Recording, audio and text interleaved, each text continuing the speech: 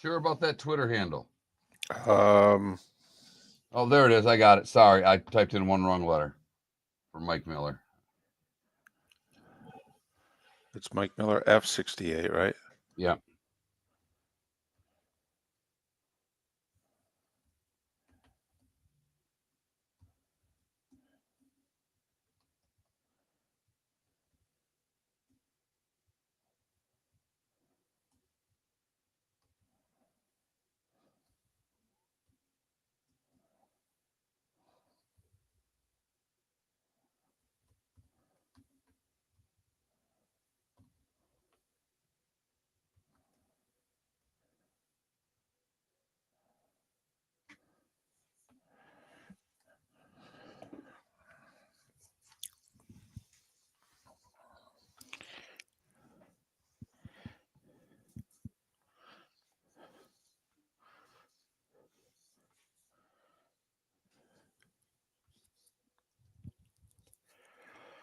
Oh, you might as well. 6 a.m.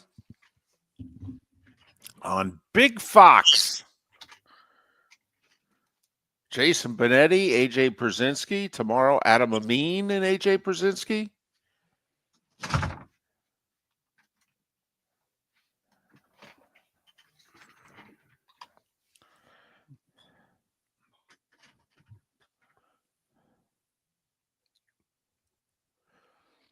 I did, EB. Thank you.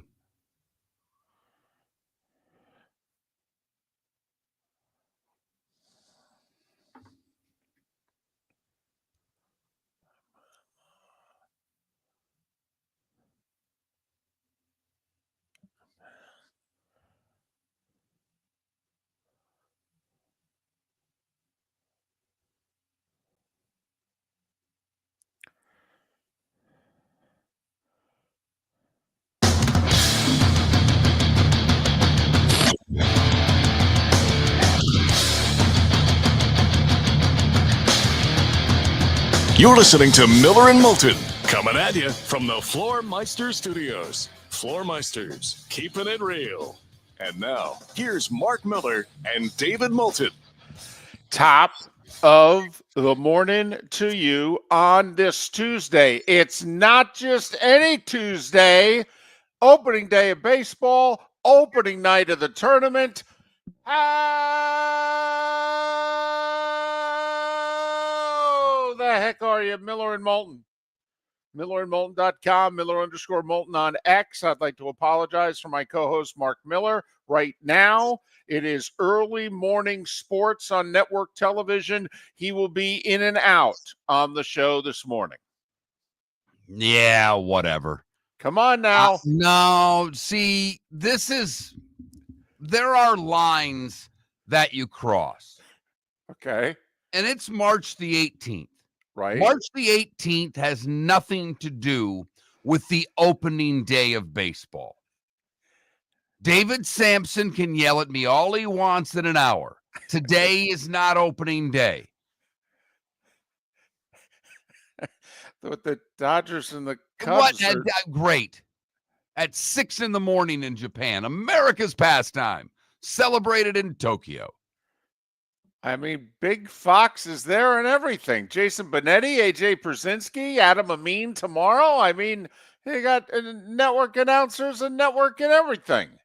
You know what? And you've got a great Scrabble clue in Brzezinski. I mean, that would get you a lot of points, and I appreciate that. I love AJ Brzezinski.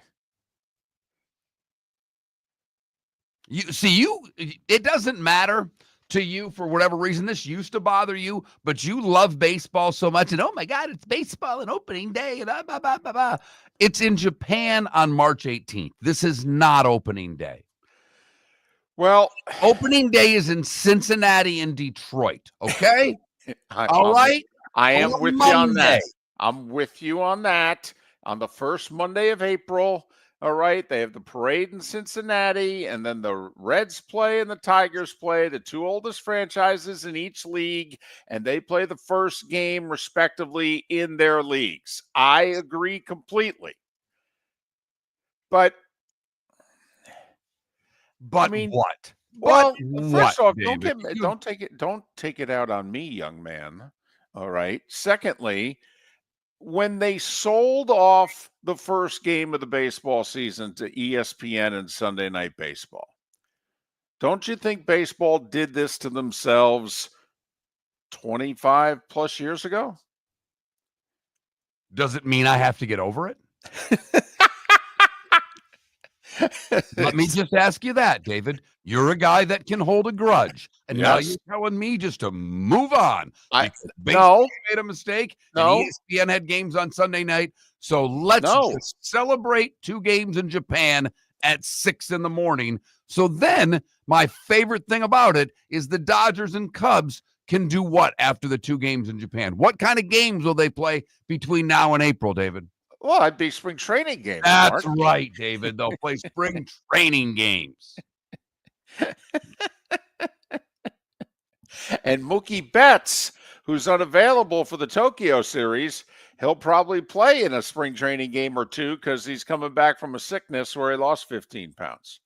So, yeah. So if you're out in Arizona, you'll be able to see the Dodgers and the Cubs play, probably by the weekend. First off, I'm not saying you have to get over it at all. In fact, I'm gaining even more respect for you because I love a good grudge. All right. You don't have to come around. And Mark, I don't know if I'm coming around or not. Part of me hates this. Part of me wonders, is this good for baseball? I know economically it is. All right. There are more people who watch the World Series in Japan than watched the World Series in America last year. I'm not talking the rating. I'm talking actual people. Think about how many people live in America versus how many people live in Japan. There were more people watching the Dodgers and the Yankees in Japan than actual people who watch the World Series in America. And the Dodgers-Yankees World Series was a highly rated World Series, like double the ratings that they've had for recent World Series. I mean, 15 plus million for games. It did really well in the States, and Japan said, hold my beer. And Japan has about a third the population of the United States. A little more than that, but about a third. So I get it. I mean, and not only that, Mark, I mean, they sent the Dodgers. I mean, let's face it, they sent Ohtani. Yeah. It was like when the NBA sent Kobe to China. I mean, when the NBA made that decision 15, 20 years ago, this is what baseball is doing. They're sending Ohtani to Japan.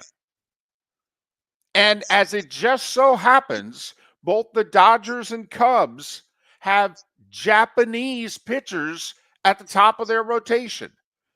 And literally, in the game that's going to start in 3 minutes, it's Yamamoto for the Dodgers and Imanaga for the Cubs.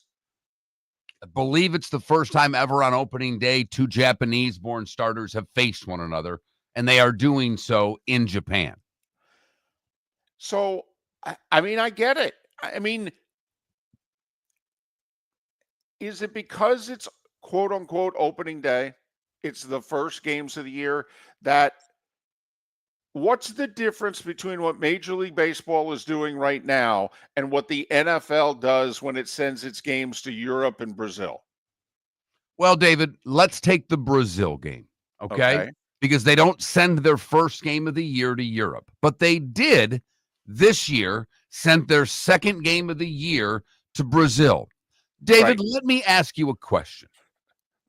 What time did that game start? Did they play that game at 6 in the morning, 5 in the morning, 3 in the morning? I mean, because the NFL probably didn't want to convenience their fans, and they wanted to put the game at an obscure time that really no one could see. So when did that game start? I believe it get kicked off at like 8 o'clock at night. 8 o'clock prime time on a Friday night, David. You know why? Because they understand their audience.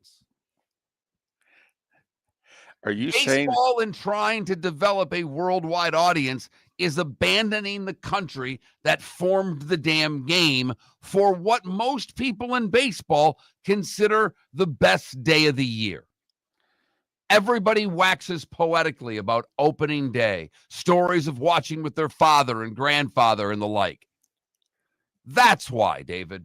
It's at 6 a.m. This is supposed to be a day that's celebrated in baseball. And let's make sure that we set the alarm to get up at 3 a.m. LA time to watch our Dodgers play.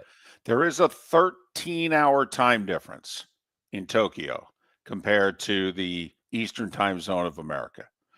It is 7:09 in the evening in Tokyo right now. So first off, you could wonder why it is they didn't push it back an extra hour. I mean, really? You couldn't make it an 8 o'clock game in Tokyo? I mean, it's going to be sold out. They're all going to watch. I mean, that makes it a 7 a.m. start in the States, and it makes it 4 o'clock in LA, 6 a.m. in Chicago. Hello. Why did folks not get this? I mean, the Cubs and the Mets 25 years ago played an opening series in Japan. I mean, this has been done several times. I've never been a fan of it. Okay. I've never been a fan of this. I mean, so this is not opening day. No. Okay. I'm fine with that. Opening day's a week from Thursday, then, the 27th. Absolutely. Which is bad enough, by the way. It's March 27th. I think that's a week too early. No doubt. But this is what they've done. They think it's for the betterment of the game. Maybe they're right. Well, they don't want to play baseball in November. And they're adding more rounds to the playoffs and what have you. So they have to get the regular season over faster. So they're starting in late March. Okay. Because, they'd prefer not to do day-night doubleheaders. I hear you. And they're not going to reduce it from 162 games. We all know that. No league is going to less. Every damn league is going to more. Think about how much Adam Silver was panned when he suggested shortening the NBA game. Right. People just railed on him for that. We don't go backward. We're going to 18 games in the NFL. We're adding teams in the playoffs in every league. We're going to put 32 in baseball here shortly. I mean, we don't subtract. No. Hell, I think hockey may go to 36. Which is a terrible idea. I mean, once hockey gets above 32, you at least have to go to 34, but, I mean, hockey may go crazy. So opening day of baseball, let's all celebrate it. It started when you wake up this morning. The baseball season will have begun. Well, I mean, you just said, though, it will not have begun for you. That you're pretending that this is the, year whatever of Dallas. This is all just a dream, and to you, this isn't happening. Well, no, it's happening. It counts. I don't have to like it.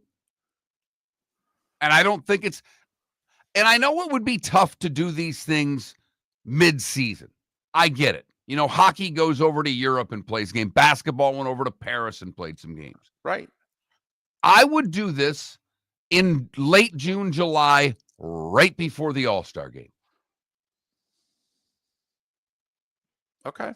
Then then you could play your games in Japan. They would still count, and the guys would get a vacation on the back end.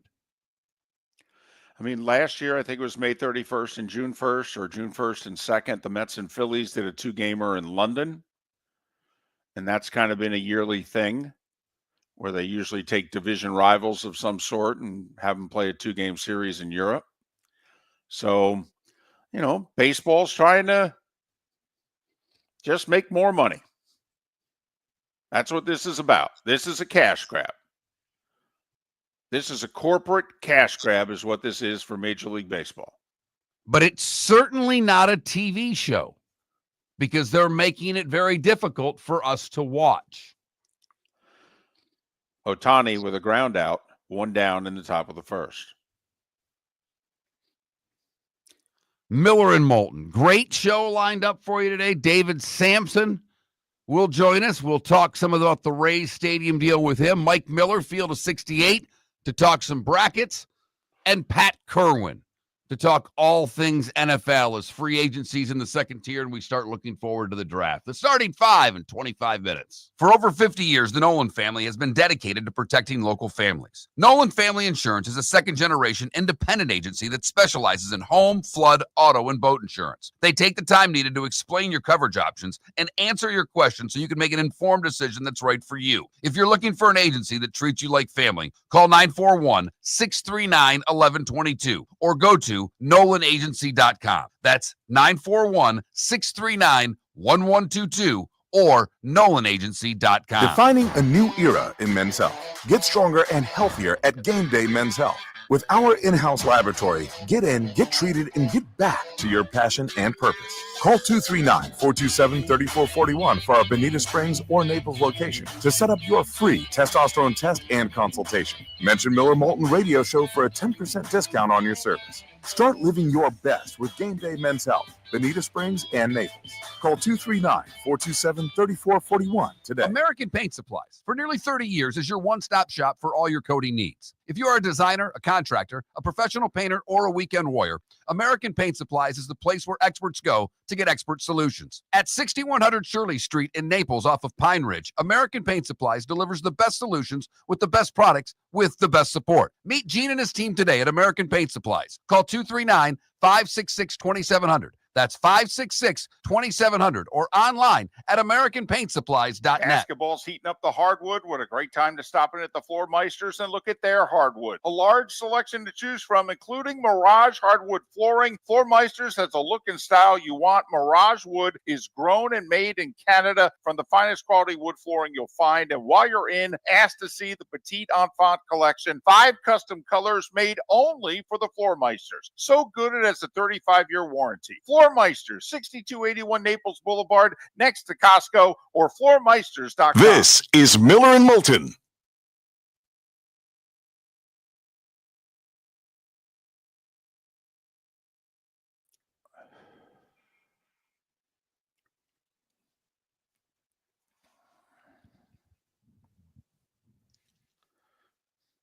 Oh, Sonny, you're a big Cubs fan, so no wonder you're excited.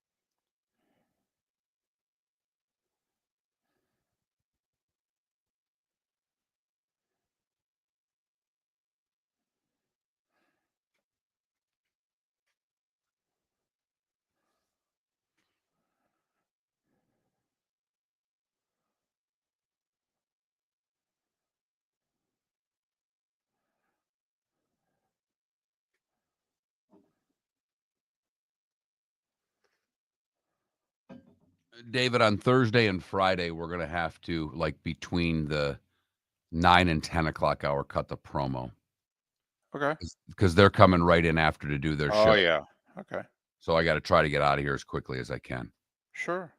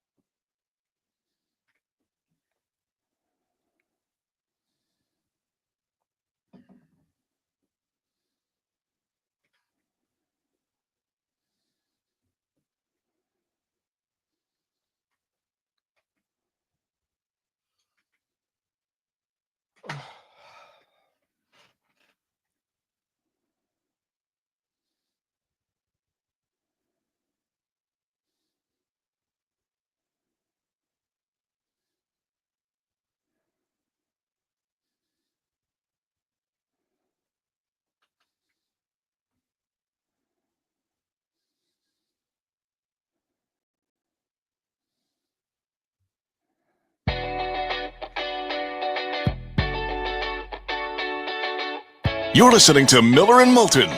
And now, here's Mark Miller and David Moulton. 21 minutes past the hour. Miller and Moulton, millerandmoulton.com, Miller_Moulton on X. What's it, 3 up, 3 down for the Dodgers? Cubs now coming to bat.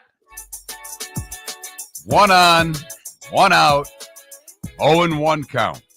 Bottom of the first. Got to remember, we got Cubs fans, that people up all over the country. Game counts in the standings. Yeah. Except here on Miller and Moulton. All right. We wish it was, how it used to be back in the day. I mean, are you okay with the Major League Baseball season starting at 6 a.m. or local time for the Dodgers, 3 a.m.? And local time for the Cubs, 5 a.m. No. Do I think it's a mistake to do opening day, if you will, the opening series in Japan? To some degree. But, you're more the marketing guy on the show. Like we pointed out last segment, baseball in Japan is far bigger than it is in America. All right? And all these sports are trying to be global. There's money to be made everywhere. I mean, the money the Dodgers are making off Ohtani. I mean, one Japanese company after another can't attach themselves to the Dodgers. I mean, I honestly think that Ohtani's contract is paid for in endorsements just from Japanese companies to the Dodgers. Forget the fact that they're deferring 68 of his 70 million a year. I actually think that he is paid for. I mean, that's how big a deal this guy is in Japan. I got you. Okay. And all of that is true. I can't argue with a damn thing that you're saying. I'm going to go back to my original question. Do you think baseball should be opening their season in Japan at 6 in the morning Eastern, 5 in the morning Central where the Cubs play, and 3 in the morning LA time where the Dodgers play? No. However, you can argue that to play any games in Japan at any other point of the season would be very inconvenient. It's obviously not a short flight. And then you need to get used to your surroundings, and then it's not a short flight back. And so, this is the best way to do it. And this is always when they have done it, by the way. I mean, I understand.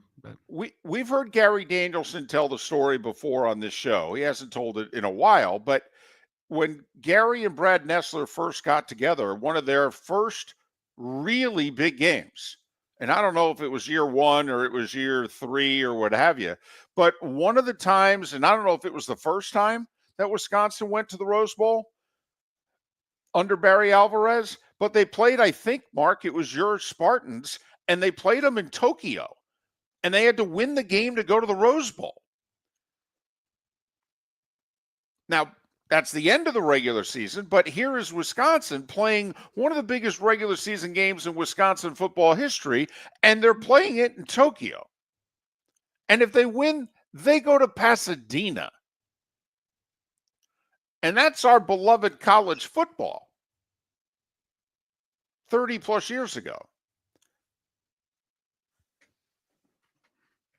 All right. I guess this is, I'm behind the times because I think there are better, they play in London. The travel to Japan is not that much different than the travel to London. It's a little bit longer. There's no question. I think this could be done before the All-Star game. I think there are a lot better ways to do this than when they do it now, but I'll shut up on this one because I guess I'm probably in the minority. No, I actually don't think you are. No, I don't think you are at all. I've got a couple buddies who do the same thing that we do. And I talked to them yesterday. One of them on his show. He's totally bent out of shape about this. More so than you.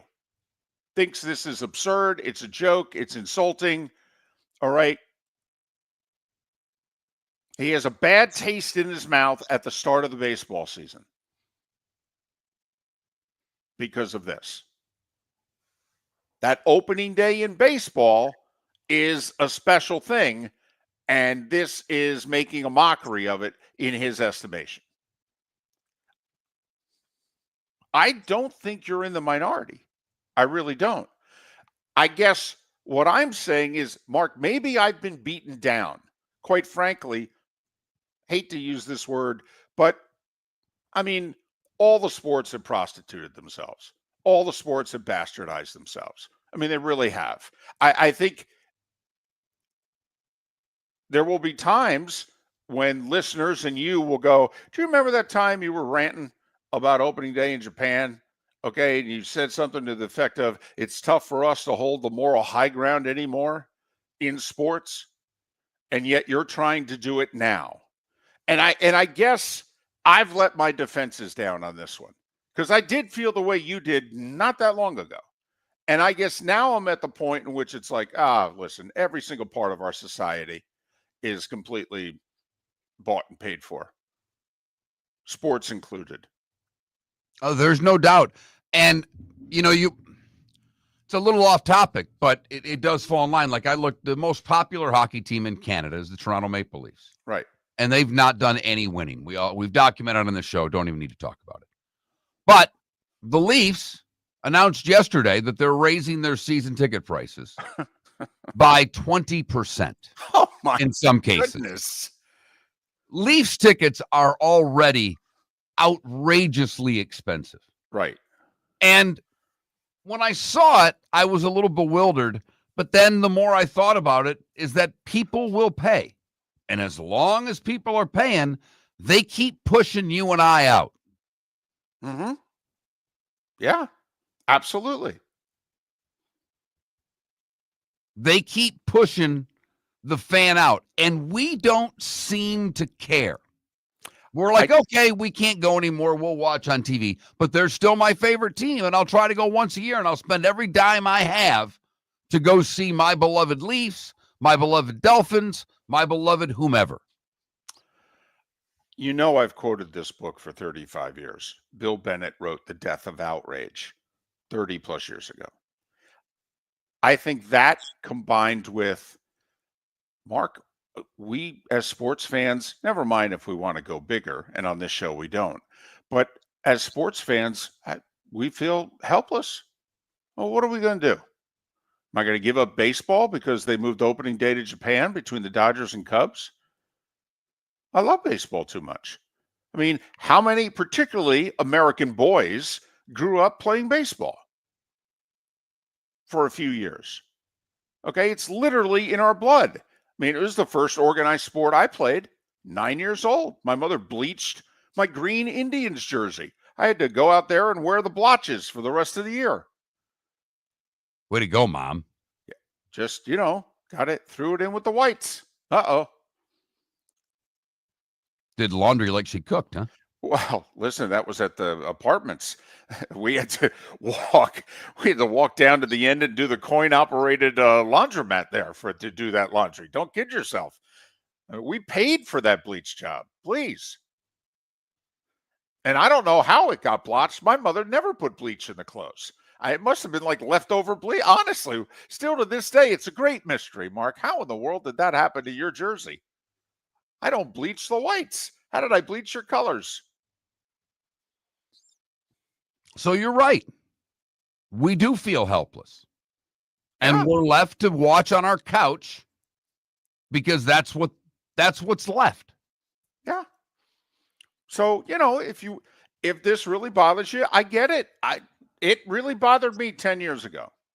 Like, I remember when the Mets and the Cubs played a season opening series in Japan, and the Mets were like coming off a playoff appearance, and the Mets were going to be really good, and I didn't pay any attention to the series.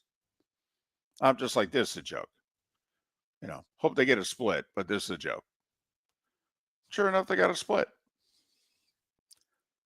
But we're in the second in Tokyo. Scoreless game between the Dodgers and the Cubs, and we have to, by law, keep you updated. The starting five is next. Miller and Moulton are very grateful to you, the listeners, for making us one of the highest rated shows for men, because the working man is one of the toughest demos to reach, and we do. Great sponsors like Floor Meisters, American Paint Supplies, Glass Doctor, Sleep Treatment Direct, Game Day Men's Health, and Molly Maid recognize that, and we thank them. And if you own a business and working men are your clientele, the most cost-effective way to reach them is through us. Text Miller and Moulton at 21,000 or directly via X at that Mark Miller or the David Mark Moulton. Miller for Molly Maid. Why Molly Maid, you ask? Trust. Moulton was a customer for 15 years. Affordability. Didn't I just say Moulton was a customer for 15 years? Worry-free services. Our professional house cleaners are fully insured and a 24-hour warranty. Call Molly Maids today at 239-774-5839. That's 239-774-5839 or online at mollymaid.com/FTMYERS. That's mollymaid.com/FTMYERS. Basketball's heating up the hardwood. What a great time to stop in at the Floor Meisters and look at their hardwood. A large selection to choose from, including Mirage hardwood flooring. Floor Meisters has the look and style you want. Mirage wood is grown and made in Canada from the finest quality wood flooring you'll find. And while you're in, ask to see the Petite Enfant collection. 5 custom colors made only for the Floor Meisters. So good it has a 35-year warranty. Floor Meisters, 6281 Naples Boulevard, next to Costco, or floormeisters.com. Honey, you want to come out? I haven't seen you since Glass Doctor installed our custom shower enclosure. No thanks. Well, you can't keep eating breakfast in the shower, and laminating your magazines is getting expensive. You remember we have guests coming over tonight, right? Oh, I'm sure they'd love to see the shower. It's our neighbors, and I highly doubt they want to be hanging out in our bathroom. The shower's so good, you'll never want to leave. Visit glassdoctor.com today and schedule an appointment online. This is Miller and Moulton.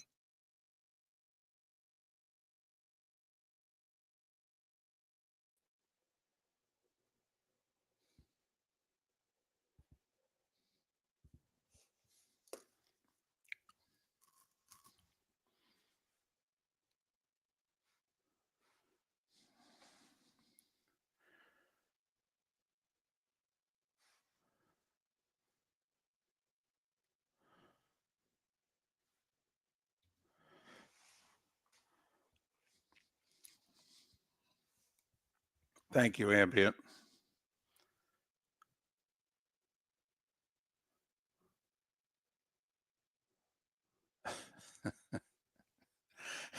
Sonny's a Cubs fan. He's all in.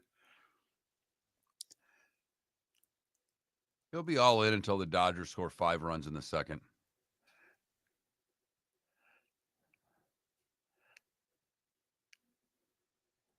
Yeah, I guess I am a curmudgeon. I'm an old fart. Yep. Shoot me now. And there's a big difference for whoever pointed out that I love the British Open. You know, where they've been playing the tournament since it began. Oh, yeah, where they founded the effing game of golf. And not wanting to watch baseball opening day in Japan on March 18th. I don't see any difference between those two. Holy crap.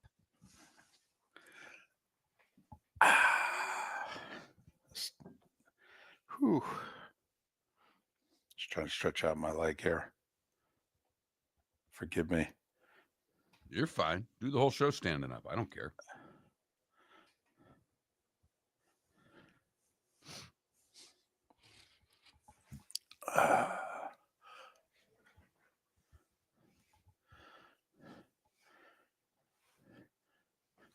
Pitching great. He's pitched 1 inning. He's pitched 1 inning. You know what? Give him the Cy Young.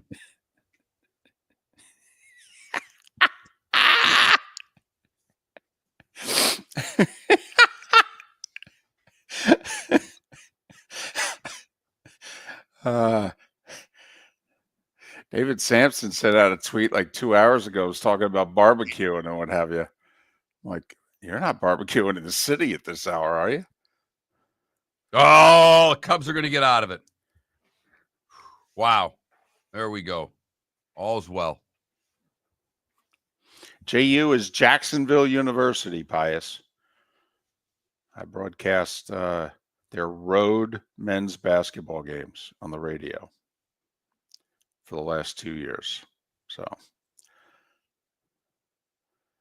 it's rather cool in Jacksonville. So that's why I have a long sleeve shirt. Rather cool here this morning. It's in the 40s here. That's cold. Yeah.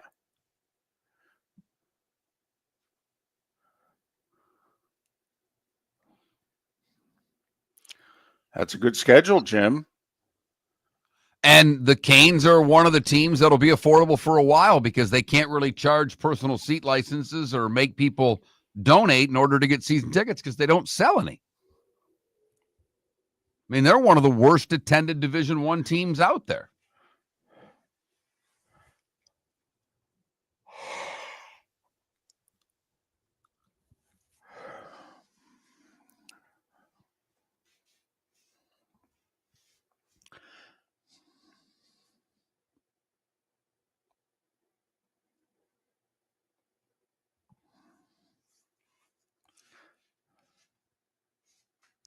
I wonder if the Wrigleyville bars are open. Think they can open at 5 a.m.? By the way, if they can, think about their back-to-back days. When did you send it, Lucifer? Because I did not get anything. I'm pretty religious about checking emails.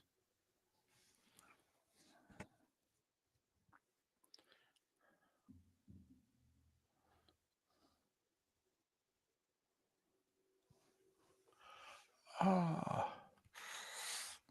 golly.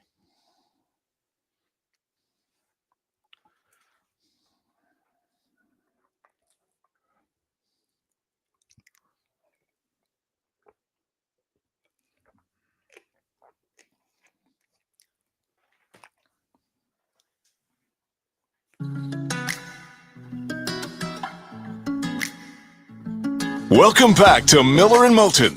Text the guys what's in your mind at 21,000. That's 21000. And now, here's David Moulton. At 22 minutes until David Samson joins us. Oh, and is it going to be lively? The Rays situation, opening day in Japan, which he is celebrating. I sold out. I didn't realize I sold out till yesterday. Mark still fighting the fight. Good for you. Proud of you. Could be our poll question, by the way. whether or not you're embracing opening day in Japan or whether or not you find it ridiculous. Can't play the first baseball games of the year in Japan. Not only that, you send the World Series champion team. I mean, it's not like you send them the, Diamondbacks and the Royals. And don't give me any grief if you're a Diamondbacks or Royals fan. Come on, you know that those two teams combined attract about 13 people nationally. Come on. They sent them the Dodgers and the Cubs. I mean, that's a pretty good interleague series. It's a great series. Albeit not interleague, but you get the idea. It's a great series, though. I mean, come on. Yeah. These are two incredibly popular teams. Absolutely. The Dodgers, obviously, with Ohtani, are huge in Japan. So, yeah, this is a big series. I don't know if they could have given them, without sending the Yankees, I don't know if they could have done much better. I don't think they could have. I do not think they could have done better than sending them the Dodgers and the Cubs scoreless, bottom of the second. Time now for The Starting Five. 5 big stories you need to know. Here is the Starting Five. And it was over before we signed off yesterday. The Players' Championship, a 3-hole aggregate playoff. Rory McIlroy birdied the first hole of the playoff, and when J.J. Spawn hit his tee shot on the par 3 17th in the water on the second hole of the playoff, well, the Players was over. Rory's second Players' Championship, he won it 6 years ago. $4.5 million for Rory McIlroy so about $1 million a day, Mark.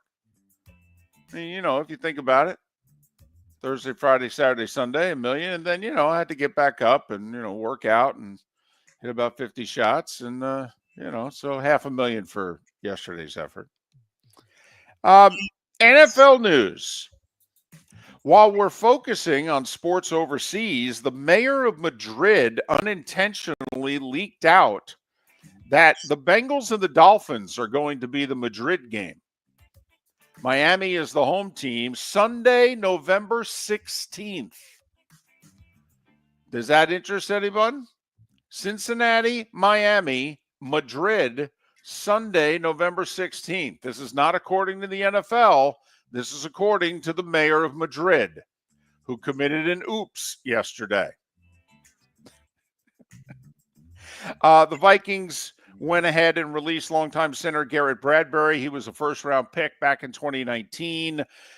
He started every single game he played, which was 88 of them for the Vikings. A good center, a little undersized these days. He's only 300 pounds. The cut saves the Vikings a little over $5 million against the cap. Remember, they signed 2 Colts linemen, including center Ryan Kelly, to replace Bradbury, and they've also replaced both of their guards. The Eagles made a couple moves yesterday. They added edge rusher, former Giants stand-up defensive end, Azeez Ojulari. He's a good, exciting player. Can't stay healthy. He's 24 years old. When he plays, he's good for a sack every other game. But he's only played 46 games in 4 years. He's missed 20 of them. So, hopefully for the Eagles, he can stay healthy. If so, he's probably an 8 to 10 sack guy for them. And they signed him for 1 year and $4 million. That would be really good production. The Eagles also reworked the contract of offensive tackle Lane Johnson, who's 34 years old. They guaranteed this current season. Apparently he had money. His contract this year was not guaranteed. Well, they guaranteed that. And then they also tacked on a couple more years on top of it. So he's covered for the next 3 years at $73 million. 40 of it is guaranteed. So Eagles with a signing, and then they took care of Barkley. Now they take care of Lane Johnson. College football, by the way, the NCAA has said that schools can offer NIL money before enrollment.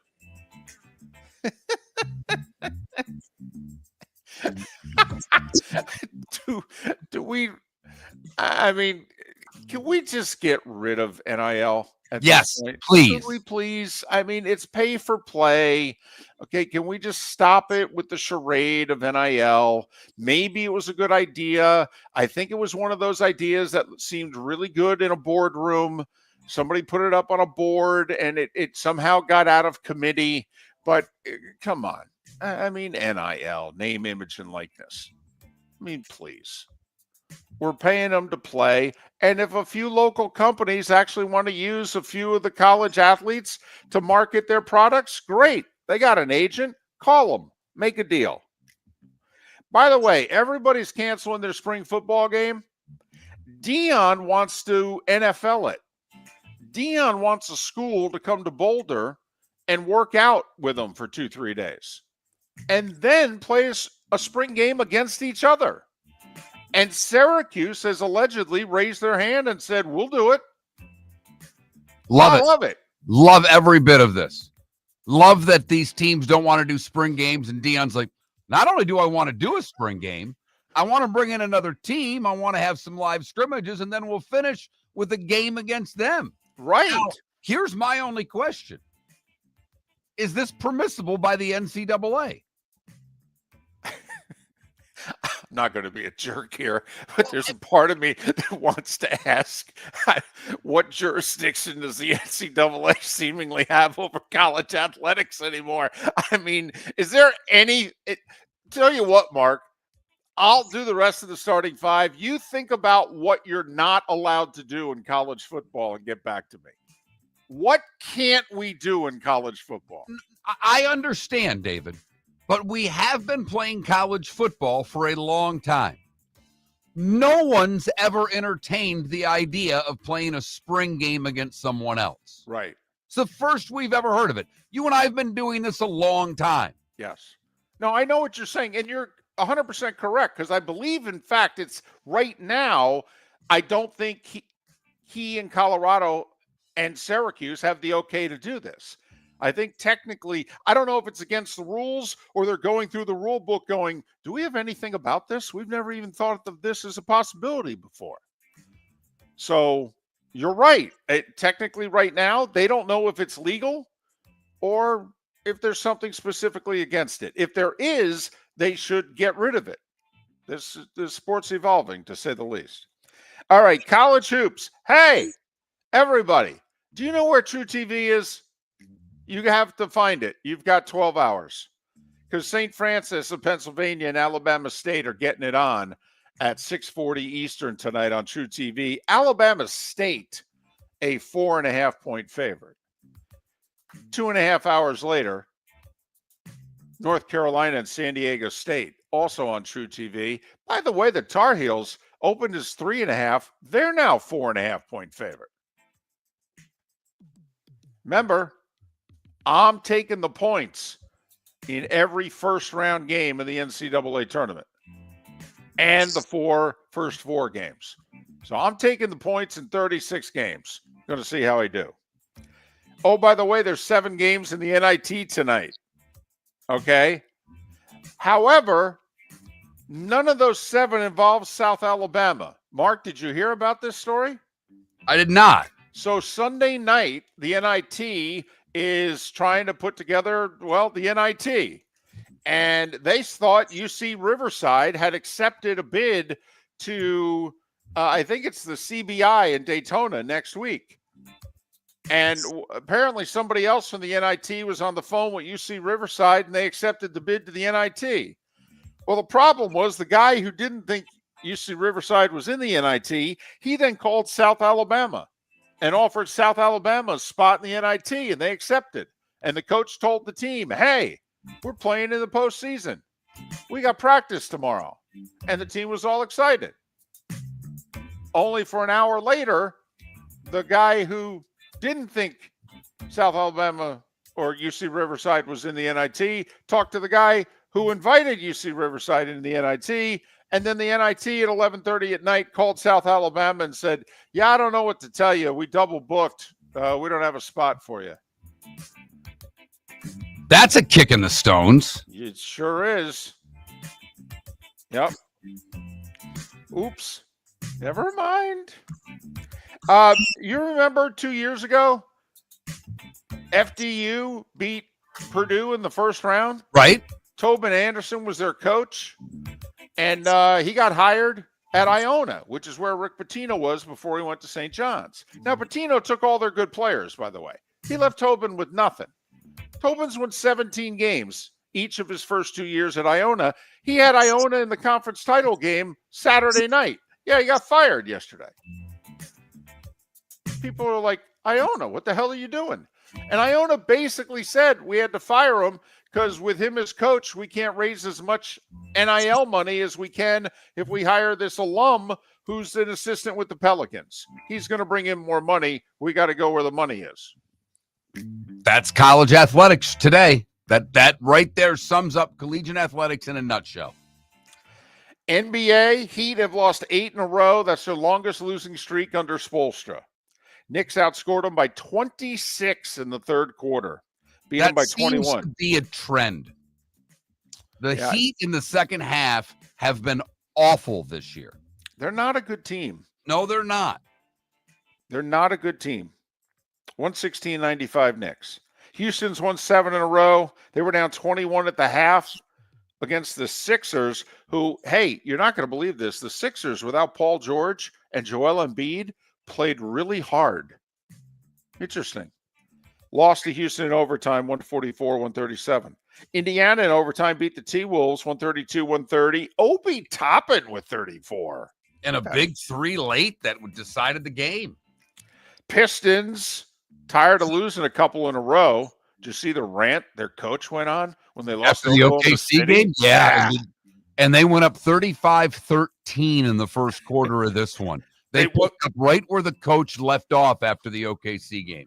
They beat New Orleans by 46 last night. He picked up a $100,000 fine. How much you want to bet the franchise paid it for him? No Jokic, no Jamal Murray. Denver goes into Golden State. Russell Westbrook with a triple-double. Hey, Russ, way to go. Nuggets beat the Warriors 114-105. 5 games in the NHL. Lightning, 2-0 over Philly. Vasilevsky the shutout. Kucherov a goal and assist. Tampa Bay 2 points behind Florida, and they've got a game in hand. So is Toronto. They beat Calgary 6-2. They're 2 points behind Florida with a game in hand. This is quite a finish for the division title. What is it? Is that the Atlantic? I don't know what they're called anymore.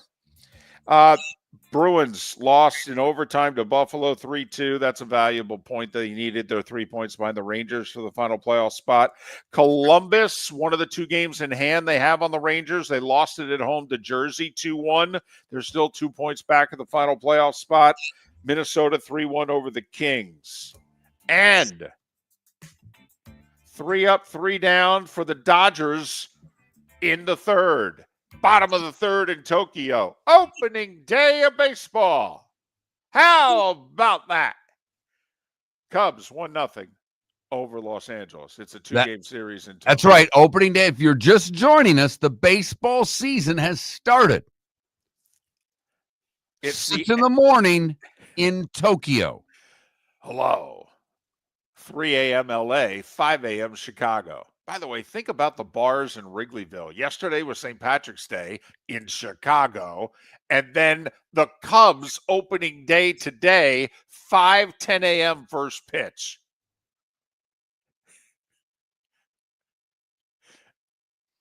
Ridiculous. Ridiculous. 1-0 Cubs in the third. David Samson in 10 minutes. To celebrate opening day. He's fired up. He's barbecuing in the city right now. That's what he said he was going to do. I don't really know if that's true because I think it's in the 20s. All right, I'll check. Maybe just a street dog for him. Maybe he just went down and got a vendor to give him a street dog, and he's ready to go from there. My mom's about 40 minutes away from David Samson. It's 33 where she is. So, you know what it's like to, be grilling, though, during the winter when, you put your jacket on, you go outside, you do the grilling, and then, you come back in, you take your jacket off. So we'll see what David Samson's attire is when he joins us next on Miller and Moulton. Wine glasses never fall over until you get a brand new rug. Oh, no! Ketchup bottles act normal till you're wearing a new shirt. Oh, you kidding me? And rocks slide peacefully on the road till the day you get a brand new windshield. Then they fly up off the road and attack without mercy. That's why new windshields from Glass Doctor come with our windshield protection plan. Unlimited repairs and one replacement for 12 months. Don't just fix it, protect it. Glass Doctor. A neighborly company. Do you have a sleep problem but don't want to wear a CPAP mask? This is Mark Miller for Sleep Treatment Direct. The mask wasn't working for me, and I didn't think I had an alternative. I do. We all do. They have such simple alternatives with greater success than the mask. Visit sleeptreatmentdirect.com.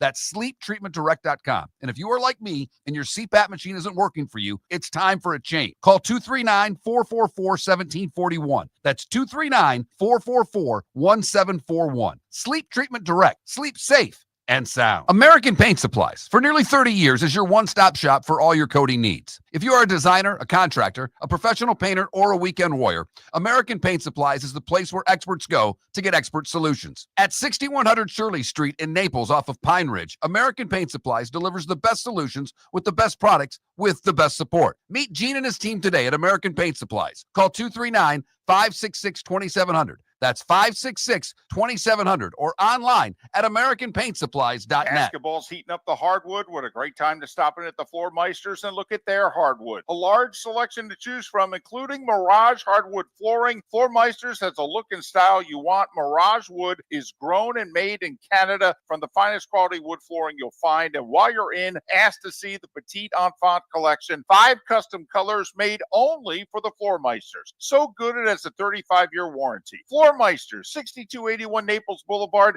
next to Costco, or floormeisters.com. We've got a text message for Dr. Dollar. I feel tired, sluggish, and just not myself. I'm gaining weight, my energy is low, and I've lost my drive. Could it be low testosterone? Absolutely. Testosterone naturally declines over time, but you don't have to accept it. Low T can affect your energy, strength, mood, and focus. But here's the good news. Testosterone replacement therapy, TRT, can help restore your vitality and get you back to feeling your best. Imagine waking up strong, sharp, and energized, ready to take on the day like you used to. At Revitalize Clinic, we specialize in physician-guided, American-made TRT designed just for you. Take control of your health today. Call Revitalize Clinic at 239-277-5770. Visit revitalizelounge.com or text Dr. Dollar directly at 239-980-2302. Feel like yourself again. Testosterone replacement therapy, because your best years aren't behind you,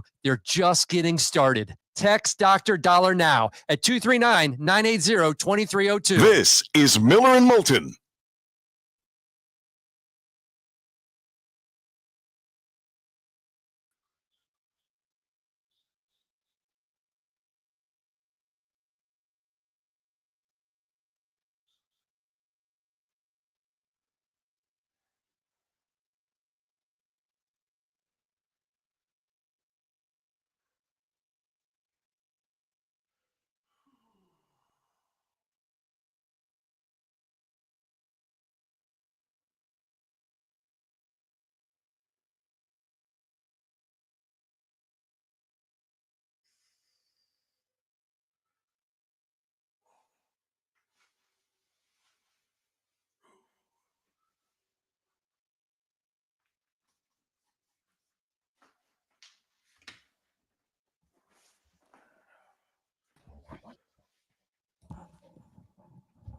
Good morning.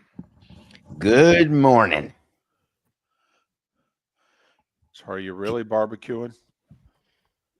No, I've never barbecued in my life.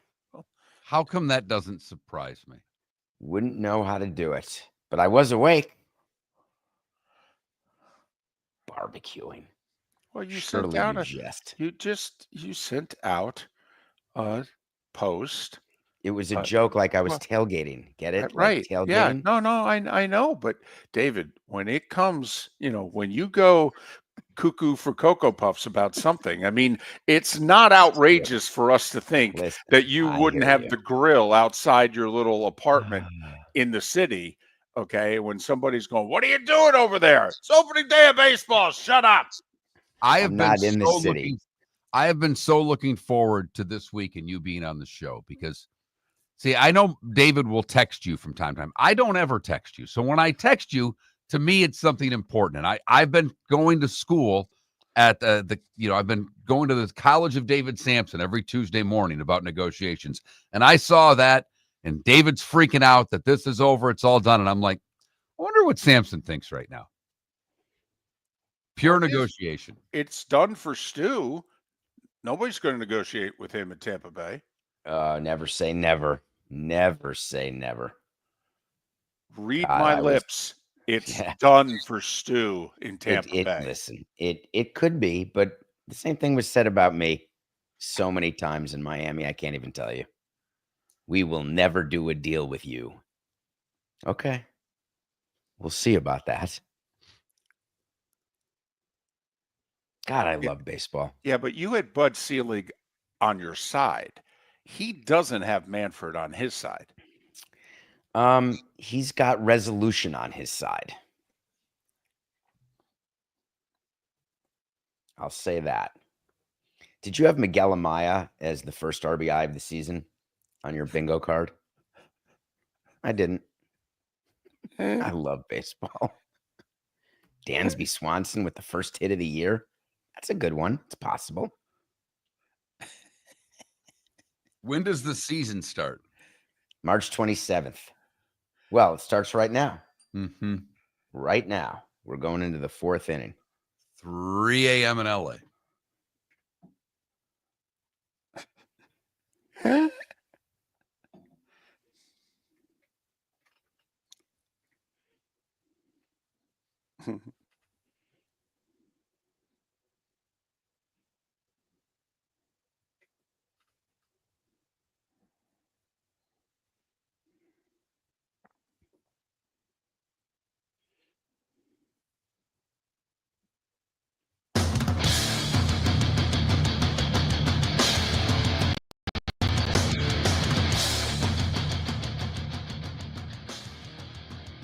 You're listening to Miller and Moulton, coming at you from the Floor Meister Studios. Floor Meisters, keeping it real.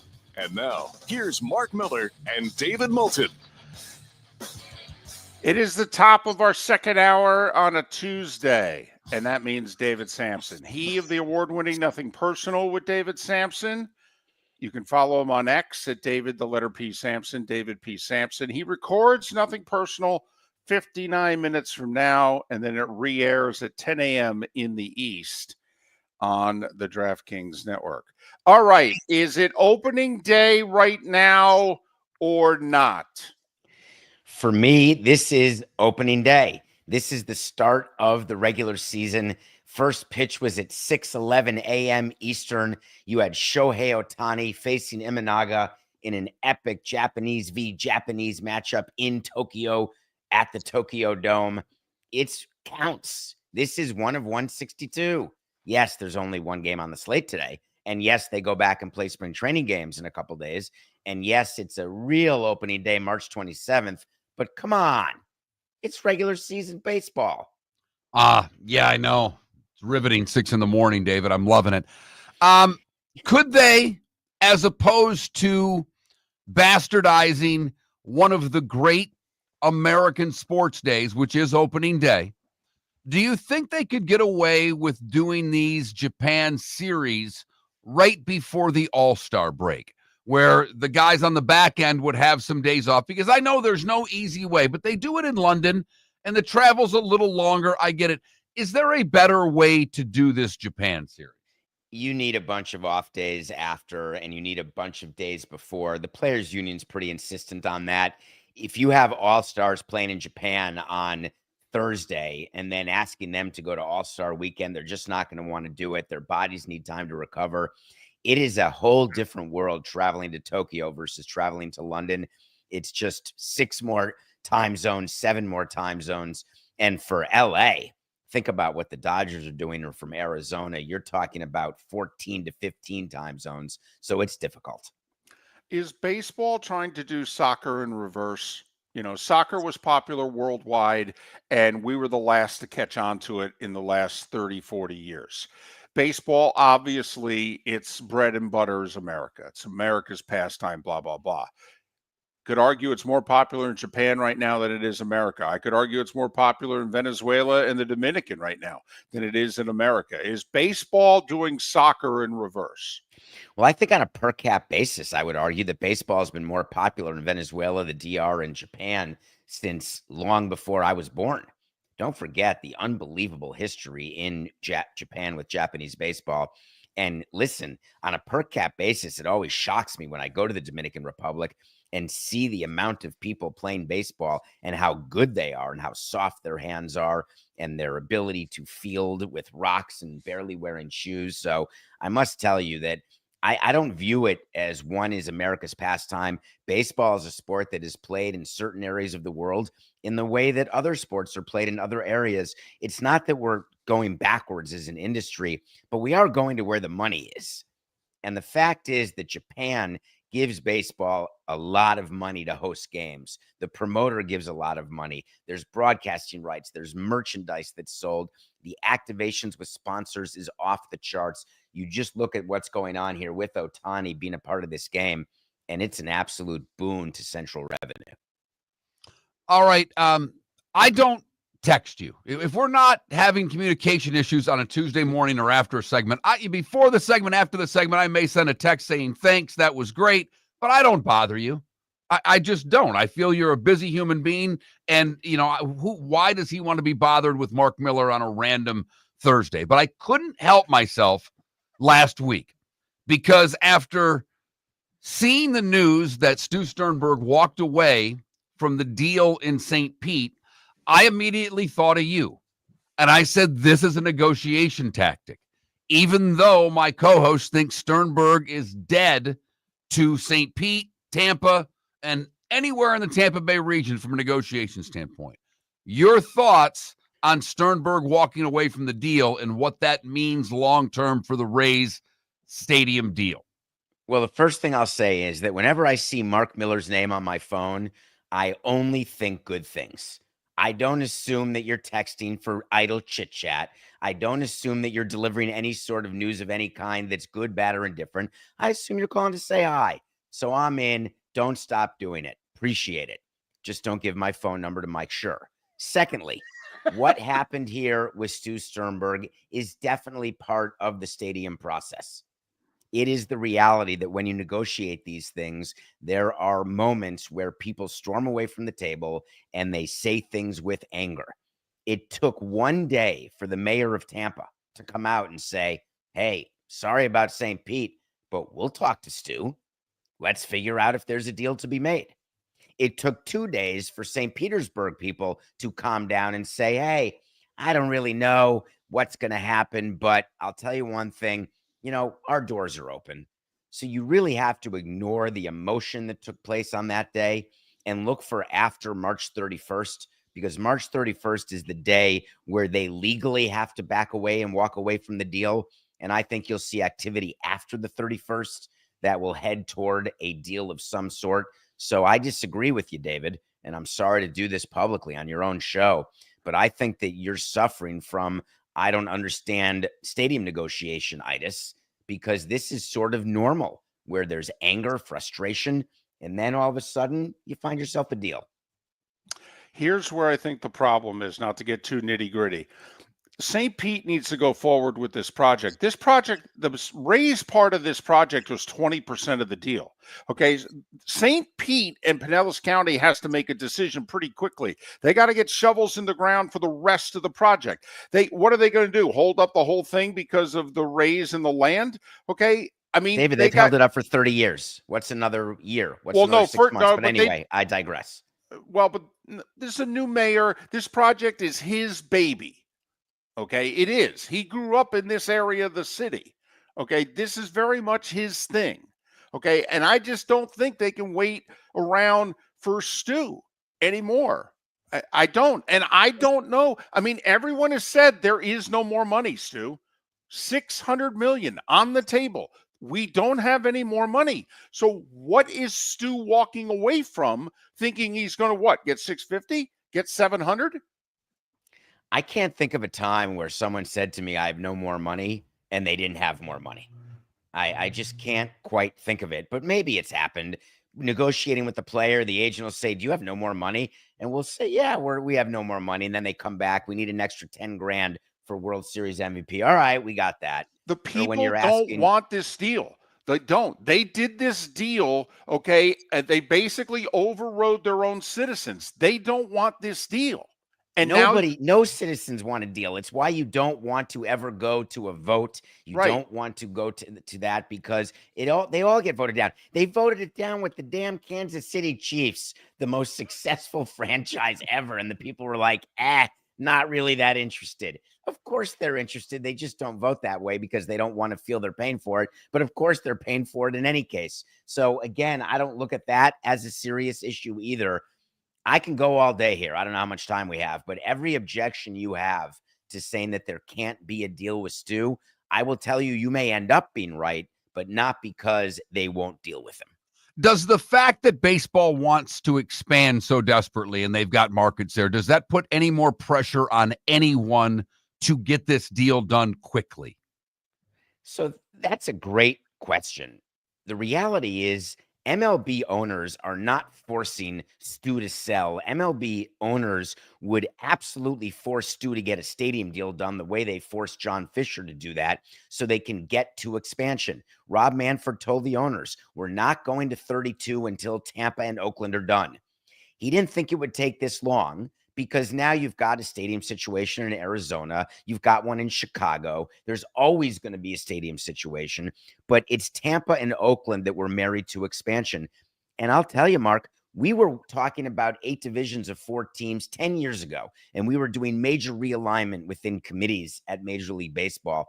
It's going to happen. The owners want to get the expansion money, and they don't want to waste another expansion city in terms of who could compete for that team.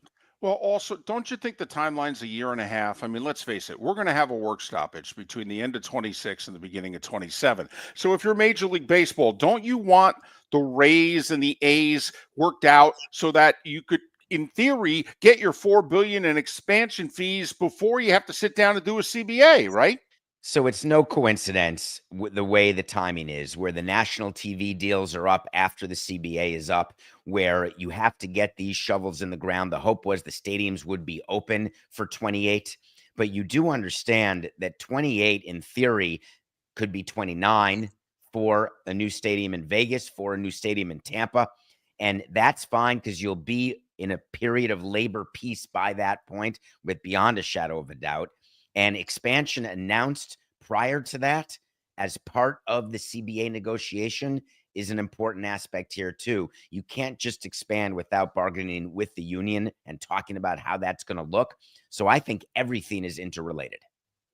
All right, since the season started already, Dodgers or the field? Who you taking, David? I think you'd have to be an idiot not to take the field, because you're giving me 29 teams, and it's really hard to go back to back. No one's done it since the Yankees in 98 to 2000. And frankly, the Dodgers won the World Series last year without a pitching staff. I mean, Walker Buehler had a phenomenal World Series, but remember, he was mediocre with mostly doses of number 6 starter stuff during the course of the season when he came back. So I think I'm going to take the field, and I really like my chances. We've got about a minute. Did you ever go to bed one night during your stadium process in Miami and think, damn, this isn't going to happen? I went to bed 200 nights saying this is done, maybe more. It was a constant feeling of dread, anxiety, stomach acid, all thinking to myself that I screwed this up and that we're not going to be able to save baseball in Miami. So, of course, I've had that feeling. It's a terrible feeling, but then the sun rises, and who knows what the tide could bring.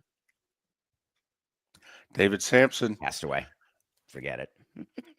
No. We do. We just, press for time. And, besides you and the movies, I thought I let it linger. That was your exit, stage right. Thank you, Mr. Cranberry.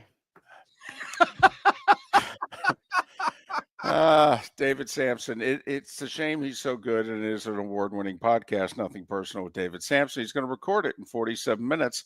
Listen, if by chance you miss it, he re-airs it at 10 o'clock on the DraftKings Network. Follow him on X at David the letter P Samson, David P Samson. I'll make a bet with you. No deal with Stu. They're not dealing with Stu. Bet. I'll take the other side. I promise you. Okay, good. You've got Stu. I have no Stu for you. American Paint Supplies, for nearly 30 years, is your one-stop shop for all your coating needs. If you are a designer, a contractor, a professional painter, or a weekend warrior, American Paint Supplies is the place where experts go to get expert solutions. At 6100 Shirley Street in Naples off of Pine Ridge, American Paint Supplies delivers the best solutions with the best products with the best support. Meet Gene and his team today at American Paint Supplies. Call 239-566-2700. That's 566-2700 or online at AmericanPaintSupplies.net. Basketball's heating up the hardwood. What a great time to stop in at the Floor Meisters and look at their hardwood. A large selection to choose from, including Mirage hardwood flooring. Floor Meisters has a look and style you want. Mirage wood is grown and made in Canada from the finest quality wood flooring you'll find. And while you're in, ask to see the Petite Enfant collection. 5 custom colors made only for the Floor Meisters. So good it has a 35-year warranty. Floor Meisters, 6281 Naples Boulevard, next to Costco, or floormeisters.com. We've got a text message for Dr. Dollar. A few of my friends are taking daily Cialis or Viagra. What are the benefits and how much does it cost? Great question. Cialis, Tadalafil, and Viagra, Sildenafil are game changer for men who want better performance, stamina, and confidence. They improve blood flow, support long-lasting performance, and help you feel like yourself again.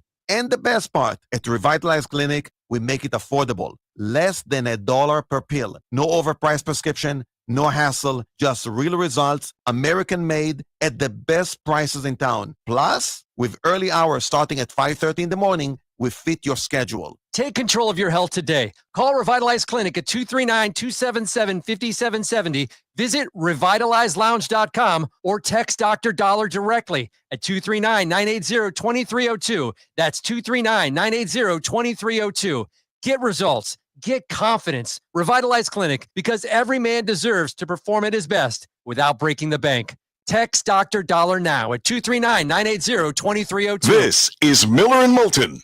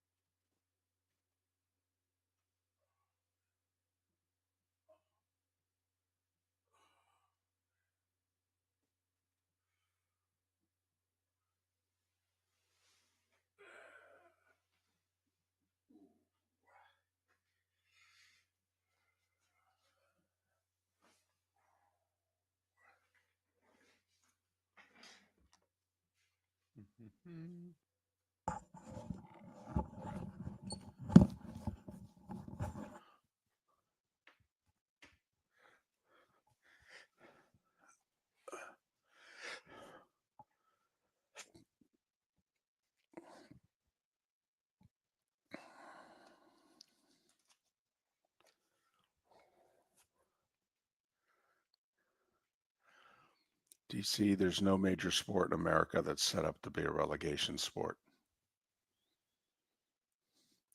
Because the value of the franchise would change too dramatically for any owner and any league to ever agree to it.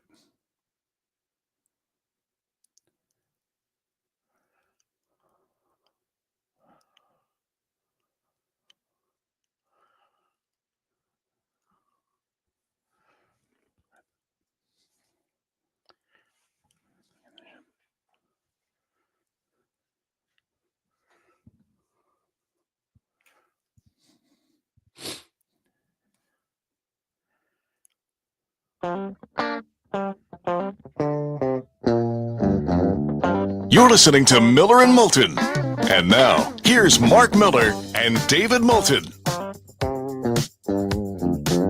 This one just flying along here. One out in the top of the fifth, and their Cubs lead the Dodgers 1-0. On opening day in Major League Baseball. Thanks so much for being with us. Miller and Moulton, millerandmoulton.com, Miller_Moulton on X. I don't know how you can like something so much and then mock it. You have been all over the place with this. Oh, I'm fine with opening day. It's the bastardizations of all sports, and we just have to deal with it. And then you come back and Brockmire the Cubs and Dodgers here. So which one is it? Oh, no, come on. This is what it is. It's a cash grab. That's what it is. It's a cash grab. Major League Baseball is willing, and by the way, they've done it for 25, 30 years. I mean, and I'm being very serious. For some reason, I have it in my head. The first time I remember the first game of the baseball season not being on opening day, that Monday of National Championship Monday, was an Angels Sunday night baseball game. And I think it was 30 years ago when they sold opening day to ESPN. Now, I think that if you're baseball, and when they did it then, Mark, it bothered me a lot more than now, because that's when baseball was completely wrapping itself, not just in the flag, but in the rich history and tradition of our sport and what have you. But we'll sell a one-off to ESPN, okay, for opening night. Oh, yeah, we'll do that.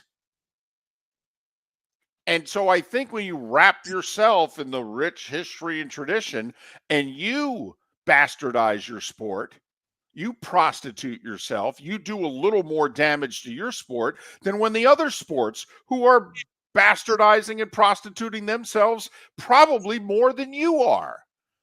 I mean, baseball, come on, the NBA and the NFL right now, pardon my French, they're the two biggest whores going, aren't they? Absolutely. Right.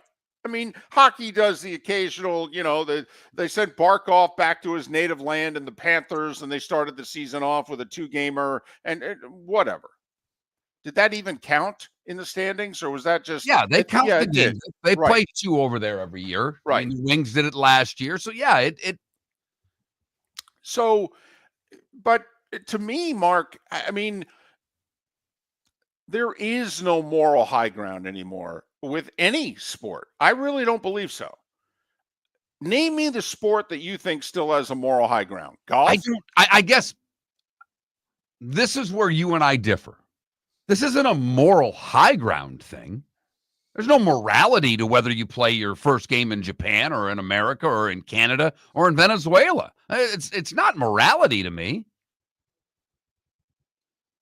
If you're America's pastime, you start your season in America. That's all. They don't do it.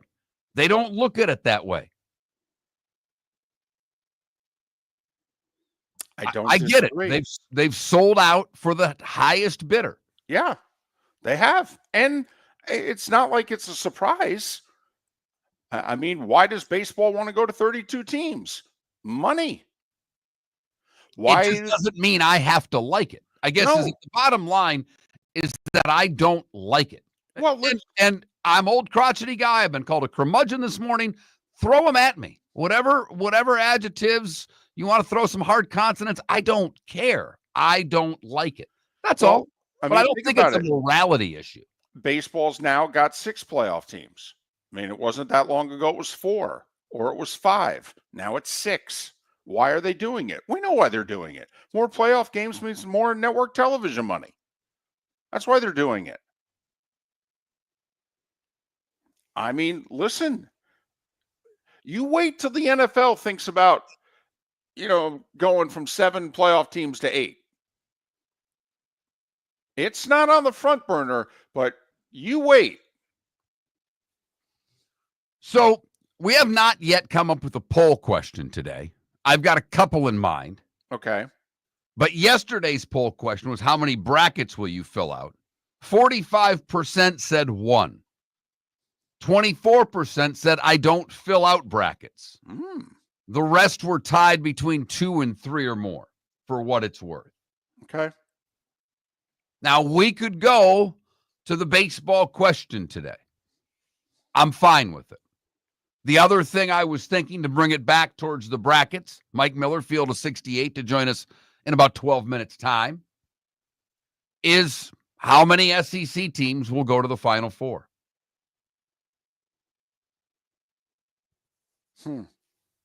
0, 1, 2, 3 plus? Yep. All right. I believe by seeding, if you believe in, the teams seeded 1 through 8 are the ones that should win, even though we have 9s and 10s and what have you that are favored over them. But I think by seeding, the SEC is supposed to have 7 in the Sweet 16. So, the 2 numbers that interest me, Mark, and I like that question. I say we go with it. But the 2 numbers that interest me, since 14 teams made it, over under 7.5 make it to the Sweet 16. And over under 1.5 in the Final Four. That's just you and I here, not a poll question. I'm just throwing this out there. 14 teams in the field. How many make it to the Sweet 16? I would go under the 7.5. I would as well. Now, over under 1.5 make it to the Final Four. Boy, that's really difficult, because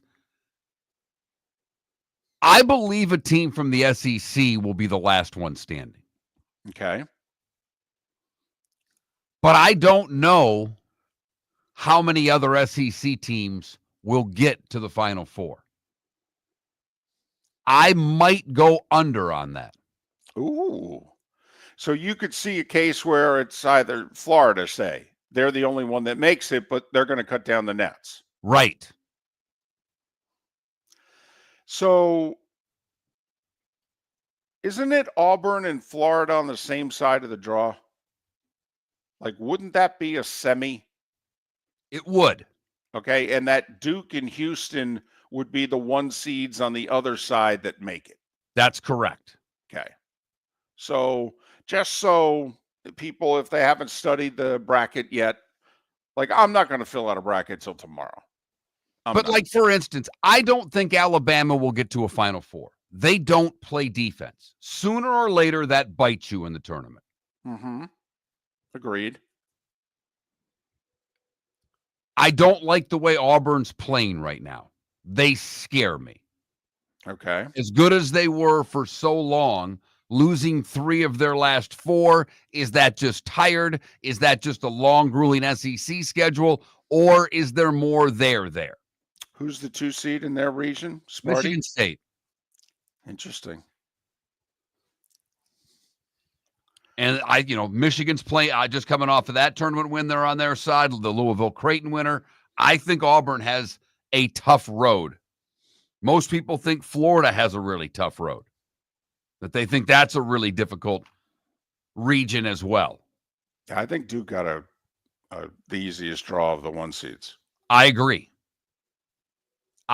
Wisconsin as a 3. Yeah. I mean, come on now. Arizona as a 4. Don't have a lot of faith in the Wildcats this year as well. So we'll get into that with Mike Miller coming up. But how many SEC teams will make the Final Four? That's our poll question coming up. But first, an update from Tokyo. 3 in the top of the 5th, and the Dodgers are still batting. It's 3-1 LA, 2 out, 1 on in the top of the 5th in Tokyo. Quick to point out for you there, Brockmeyer, is that the Cubs took out their starting pitcher after 4. He had not surrendered a hit. Miller and Moulton. We'll talk brackets with Mike Miller, the Field of 68. That's next. For over 50 years, the Nolan family has been dedicated to protecting local families. Nolan Family Insurance is a second-generation independent agency that specializes in home, flood, auto, and boat insurance. They take the time needed to explain your coverage options and answer your questions so you can make an informed decision that's right for you. If you're looking for an agency that treats you like family, call 941-639-1122 or go to nolanagency.com. That's 941-639-1122 or nolanagency.com. Mark Miller for Molly Maid. Why Molly Maid, you ask? Trust. Moulton was a customer for 15 years. Affordability. Didn't I just say Moulton was a customer for 15 years? Worry-free services. Our professional house cleaners are fully insured and a 24-hour warranty. Call Molly Maids today at 239-774-5839. That's 239-774-5839 or online at mollymaid.com/FTMYERS. That's mollymaid.com/FTMYERS. Basketball's heating up the hardwood. What a great time to stop in at the Floor Meisters and look at their hardwood. A large selection to choose from, including Mirage hardwood flooring. Floor Meisters has a look and style you want. Mirage wood is grown and made in Canada from the finest quality wood flooring you'll find. And while you're in, ask to see the Petite Enfant collection. 5 custom colors made only for the Floor Meisters. So good it has a 35-year warranty. Floor Meisters, 6281 Naples Boulevard, next to Costco, or floormeisters.com. American Paint Supplies, for nearly 30 years, is your one-stop shop for all your coating needs. If you are a designer, a contractor, a professional painter, or a weekend warrior, American Paint Supplies is the place where experts go to get expert solutions. At 6100 Shirley Street in Naples off of Pine Ridge, American Paint Supplies delivers the best solutions with the best products with the best support. Meet Gene and his team today at American Paint Supplies. Call 239-566-2700. That's 566-2700 or online at AmericanPaintSupplies.net. This is Miller and Moulton.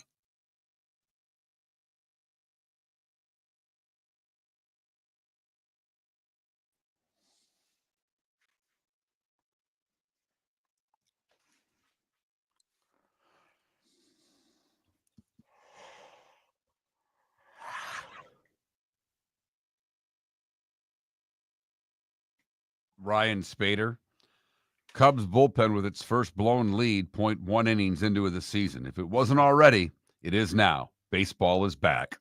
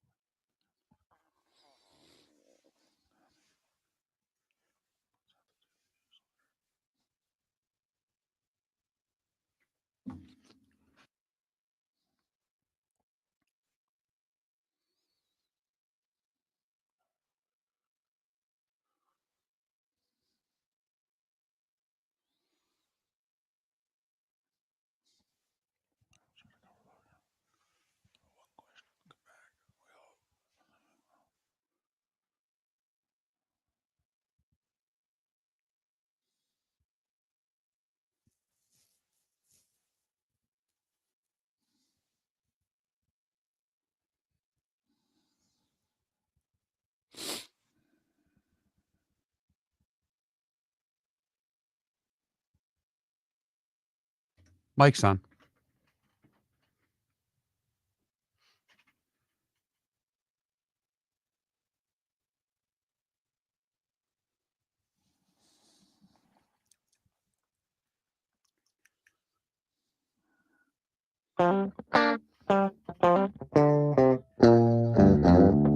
You're listening to Miller and Moulton.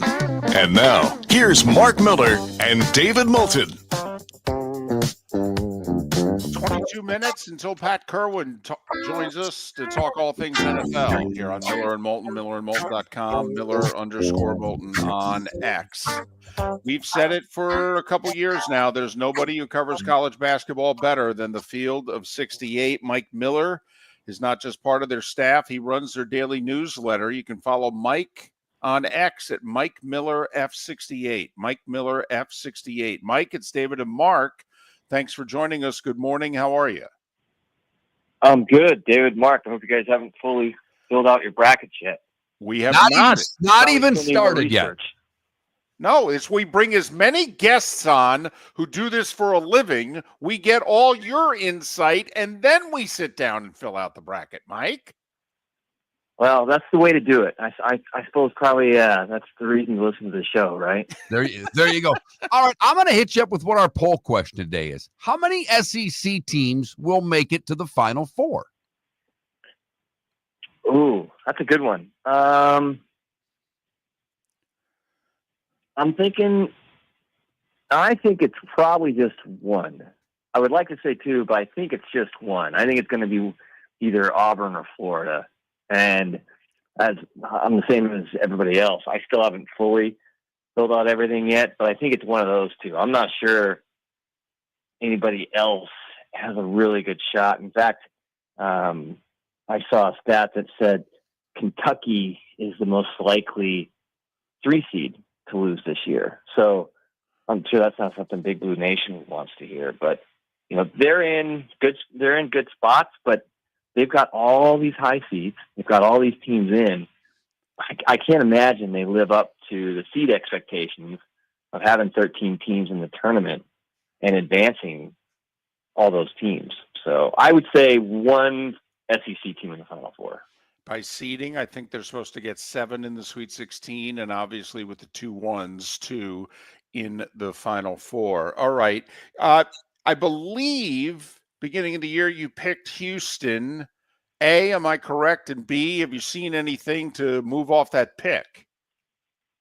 That is correct. I did have them at the start of the year. I will say, you know, I believe some of the numbers, all the computers picked Houston too. So, you know, you tend to find some stuff to support your thoughts. The only thing that gives me pause about Houston is the health of Juwan Roberts' ankle. He's been a 3-year starter for them. He's played and won in more games than anybody else in Houston history. He's not a dynamic offensive player, but he's integral to what they do. And they need the front court depth for them. You know, they've got what will likely be a second-round game against Gonzaga, which has enough size to compete with Houston. They're not quite as physical. So I'll be interested to see, one, how his ankle is this week, and then 2, how the rest of that region shakes out. Because then if they get past Gonzaga, they'll have a pretty reasonable path to get to the Final Four. So I like Houston. I wish they weren't on Duke's side of the bracket, but I still like Houston. Which region do you think is the most difficult? I don't know if there's a definitively difficult one. I think the one I struggle with trying to figure out the most right now is the West. I think Florida is playing as well as anybody right now. They're the 1 seed. St. John's is a team that nobody wants to play. I don't know if they have the shooting to win it all, but nobody wants to play St. John's. Texas Tech, in my opinion, is by far the best 3 seed. They do have some health concerns right now, but they're a top 10 team on KenPom and are underseeded as a 3. Maryland is a 1 buzzer-beating basket away from being in the Big Ten championship game, and they were second in the Big Ten this year. Memphis is really scary as a 5. Now, they have point guard questions right now, and they're a popular upset pick at a 5. But they're a team that could hang with Florida. And then you've got the 2-time defending champs in that region, UConn. I am so excited at the idea of UConn playing Florida. We'll just see a ton of baskets there. And finally, in that region, you've got 2 coaches in Bill Self and John Calipari who are playing each other in the first round. And that's just good theater. So I think the West is the most challenging one out of all of them. Mike Miller, Field of 68, fieldof68.com. Follow Mike on X at Mike Miller F68, Mike Miller F68. We fall in love with the 12s and the 13s, and with good reason. They've given us a lot of wins and a lot of compelling games. When you look at the 5-12, 4-13 matchups, do you think they look good for the 12s and the 13s? Or do you think, like, to me, an interesting one is A&M and Yale. Like, isn't Yale a mini A&M? I mean, isn't that like, wow, if Yale had gotten 3 or 4 other teams here, I'd really like them. But doesn't A&M do exactly what Yale does, only a little bit better because they're A&M? Yeah. And that's a great way to describe it. A&M is pretty much exactly like Yale. And they both are big. Neither one of them are really dynamic offensive teams. But to me, I think my friend and coworker Rob Doster has that as his most likely upset of the first round is Yale over A&M. I tend to think that A&M is going to be too athletic for Yale to handle, and they're too relentless on the boards to have a bad offensive game. Now, they did get delayed coming out of College Station yesterday. They had a gas leak, delayed their delay, so they're not actually going to be able to get to Denver until today. For if you read into travel issues as a potential stumbling block, that's a good one. Colorado State, Memphis, as I said earlier, is a really popular 12-5 pick. I think it's the most popular one because Colorado State's actually favored in that game. And then McNeese, 12-seed McNeese over Clemson in the Midwest. That's going to be popular. That's the one 12-5 I would stay away from. McNeese has a bunch of power conference level players on his team, but they're not going to be able to match Clemson's physicality. And the 2 that I think will be the most entertaining out of all that group are 5-seed Michigan against 12-seed UC San Diego. Michigan's going to turn the ball over probably 25 times in that game, but they are going to crush UC San Diego on the boards. And that game's going to come down to the final minutes. And Purdue High Point might be the best game of the first round. It's first one to 95 wins that game. Love it. And you made the great point. Michigan turns it over a ton. UC San Diego is great at creating turnovers. I'm intrigued by Michigan in this tournament because to me, if they can get through that and get to the Sweet 16 and play Auburn, those bigs present a problem for Auburn, even though they turn it over. Am I wrong there? Not wrong. And it's Michigan is so funny in that they're a team that has won. I think their record's 13-4 in games that are decided by 4 points or less. It's an absurd number, right? So the numbers would say luck is on their side, and they're playing above what they are. But at this point in the season, it's no longer really luck. That's just who they are, and they end up being really good. And you're right. They do have the size to compete with Auburn. I worry about their guards competing against Auburn, but there is a component of Auburn's kind of hit a wall lately. There's a stat out there that no team's ever won the national title that's lost 3 of their last 4 games entering the NCAA tournament, and that's Auburn right now. Bruce Pearl kind of made light of that when he was asked about it the other day because he's like, "Yeah, we lost to Texas A&M, Alabama, and Tennessee. I'm really worried about that." Saying these are all top 15 teams, so he's not super worried. But there is, I think, some concern about Auburn. Their defense isn't as crisp and as aggressive as it had been.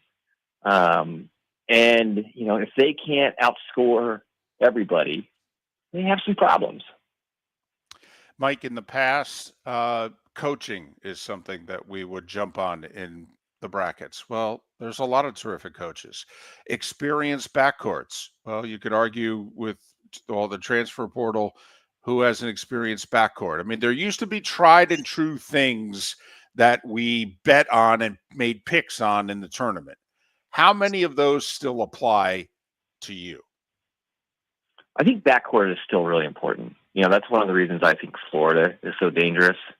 Their guards they've got a 3-man backcourt that is really experienced, that every one of them can shoot.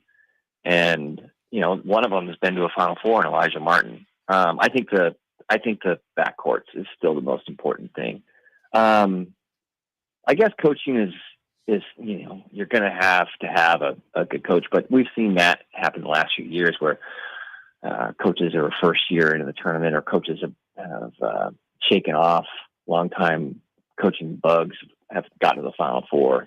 Dusty May and Brian Dutcher got to the Final Four after not having either. Dusty May had never been in the Final Four before, never been in the tournament before, and Dutcher had tournament unluck, and he got there. They got there in 2023, and then last year Matt Painter certainly shed a big monkey off his back when Purdue got there. So I don't know. The coaching stuff I think kind of gets overrated. The experience I think is important.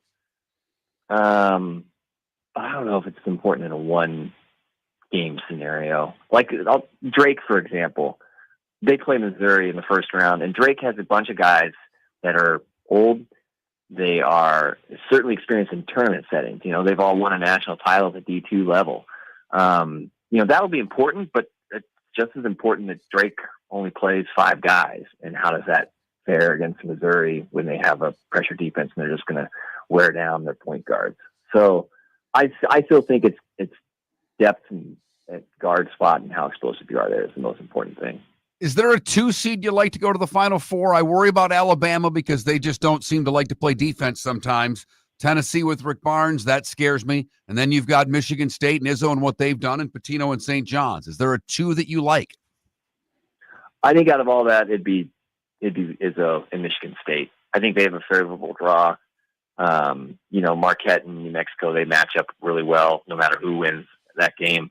The 3 in that region is Iowa State, and Keyshawn Gilbert, one of their starting guards, is done for the tournament. And Iowa State hasn't. That's another team that's dealt with injuries over the last month or so, and they haven't been quite as good as they were to the start. So right there, I think Michigan State's got a great path to the Elite Eight. And, whether they play Auburn, whether they play Michigan, and whomever it might be, they're going to be in pretty good shape to get to a Final Four. So Michigan State would be the pick there if you're looking for a 2 seed. How do you feel Clemson matches up with Houston? Like, I'm trying to look for the 4s and the 5s that I think can pull the Sweet 16 upset over the 1, and then next thing you know, they're in the Final Four. Kind of like what Miami did to Houston a couple years ago. To me, Clemson's a problem for Houston. They could be. I think the one thing I would have some concerns with Clemson is that Dylan Hunter, who was basically their 6th man this year. He started 9 games for them. He's done for the year with an injury. When he was on the floor for them, they were an elite defensive team. I think they'll have to really shoot the ball well to beat Houston. I don't think they don't rebound as well as I would like for a team against Houston where, they'll have size. Chauncey Wiggins and Ian Shefflin are great down low, and Victor Larkin will be a matchup problem at some point. But I think, when it comes down to it, I would worry about Clemson's ability to match up across the board with Houston. It's not bad in terms of overall matchups and ability to make the game tough on them. But I don't know. I'm having trouble seeing that. I actually would think Gonzaga at Georgia, that 2nd round matchup, either of them would probably give Houston more issues. A double-digit seed has advanced to the Sweet 16 now in 16 consecutive tournaments. Who is it this year? That's a great question. I haven't settled on who. I think UC San Diego is the popular pick for that right now. That 12 seed out of the South. Mostly because I don't think anybody is a huge believer in Texas A&M. So if UC San Diego beats Michigan, you're likely looking at a 12-13 game there. I think they're a really good pick. The other two I would say might be out of the East. I think VCU has a pretty good chance as an 11 seed to get to the Sweet 16. They're going to be a tough defensive assignment for BYU. Okay. And then they'll probably play with Wisconsin in the second game. I think VCU would probably be the other double-digit seed to look at. Mike Miller, Field of 68. He's in charge of their daily newsletter. You should subscribe and check out everything the Field of 68 does. Nobody covers college basketball better. You can follow Mike on X at Mike Miller F68. Mike Miller F68. Mike, good luck with your picks. Enjoy the tournament. Hopefully we can talk soon. Thanks, guys. Have a great day. Mike Miller joining us. Pat Kirwan is next. Whether you're chasing peak performance, reigniting intimacy, or simply want to feel your best, Game Day Men's Health creates customized game plans to optimize your health. Call 239-427-3441 for our Bonita Springs and Naples location to set up your free testosterone test and consultation. Mention Miller Moulton Radio Show for 10% off your service. Find your maximum self with Game Day Men's Health, Bonita Springs and Naples, Florida. Call 239-427-3441 today. American Paint Supplies, for nearly 30 years, is your one-stop shop for all your coating needs. If you are a designer, a contractor, a professional painter, or a weekend warrior, American Paint Supplies is the place where experts go to get expert solutions. At 6100 Shirley Street in Naples off of Pine Ridge, American Paint Supplies delivers the best solutions with the best products with the best support. Meet Gene and his team today at American Paint Supplies. Call 239-566-2700. That's 566-2700 or online at AmericanPaintSupplies.net. For over 50 years, the Nolan family has been dedicated to protecting local families. Nolan Family Insurance is a second-generation independent agency that specializes in home, flood, auto, and boat insurance. They take the time needed to explain your coverage options and answer your questions so you can make an informed decision that's right for you. If you're looking for an agency that treats you like family, call 941-639-1122 or go to NolanAgency.com. That's 941-639-1122 or NolanAgency.com. Basketball's heating up the hardwood. What a great time to stop in at the Floor Meisters and look at their hardwood. A large selection to choose from, including Mirage hardwood flooring. Floor Meisters has a look and style you want. Mirage wood is grown and made in Canada from the finest quality wood flooring you'll find. And while you're in, ask to see the Petite Enfant collection. 5 custom colors made only for the Floor Meisters. So good it has a 35-year warranty. Floor Meisters, 6281 Naples Boulevard, next to Costco, or floormeisters.com. Honey, you want to come out? I haven't seen you since Glass Doctor installed our custom shower enclosure. No thanks. Well, you can't keep eating breakfast in the shower, and laminating your magazines is getting expensive. You remember we have guests coming over tonight, right? Oh, I'm sure they'd love to see the shower. It's our neighbors, and I highly doubt they want to be hanging out in our bathroom. The shower's so good, you'll never want to leave. Visit glassdoctor.com today and schedule an appointment online. Is snoring bothering your spouse? Would you like to sleep in the same bed again? Do you know that snoring can affect your sleep cycle and cause lower testosterone levels? At Sleep Treatment Direct, we have easy solutions. We have a simple laser procedure that can improve snoring in 10 minutes. If you would like to get back in the same bed or are looking for a natural way to treat low testosterone, give us a call at 239-444-1741. That's 239-444-1741. Or go to sleeptreatmentdirect.com. That's sleeptreatmentdirect.com. Sleep Treatment Direct. Sleep safe and sound. This is Miller and Moulton.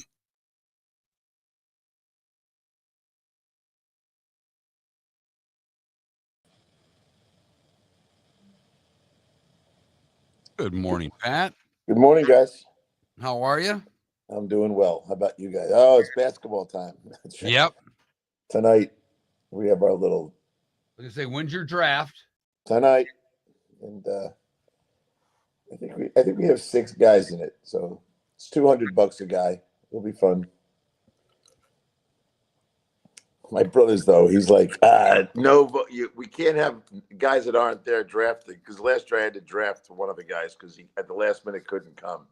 Then he turns out to win the whole thing. Of course.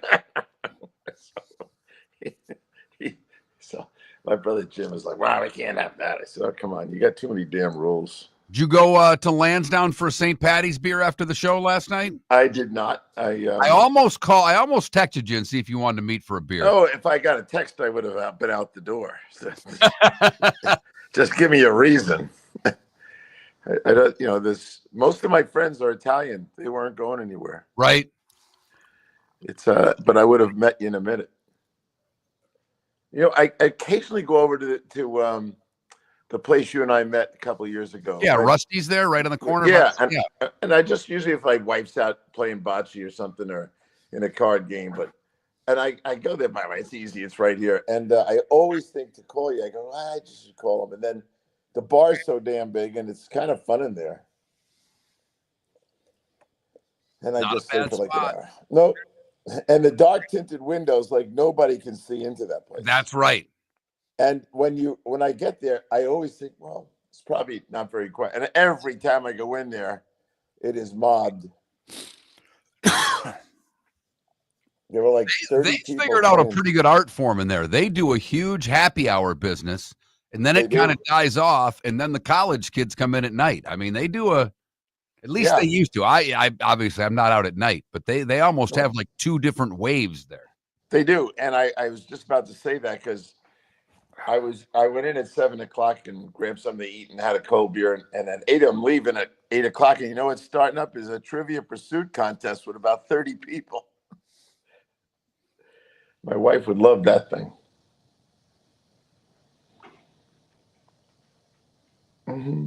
David, what's new? You know what, you guys, I know I just really want you to try to do a deal with that Breeze Airlines. I could not believe. First off, here's the cities they fly to in Florida: Fort Myers, Orlando, West Palm, Tampa Bay, Sarasota, Daytona Beach, Key West, and Vero Beach. And they're flying all out of the Northeast, all over the place. And they're landing jets all everywhere. And it just seems to me like with your radio audience where it is, I can't. Why they wouldn't want to do something with you beyond me. I'd love to get them. I got to work at it. Well, they're kind of brand new. They're working real hard to get an identity, and that's their cities in Florida. And it's how many of those are in your audience? A few. Yeah.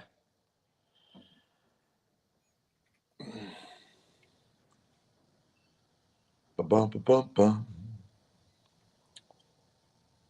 Well, boys, we're at 211 one-year deals. We're going to bust 300 of them so easy. It is amazing how much power the teams have. I was talking to Adam Schefter yesterday about it. It's like they're in total control of the whole population, outside of a couple of stars, and rookie deals are restricted. They really own them all.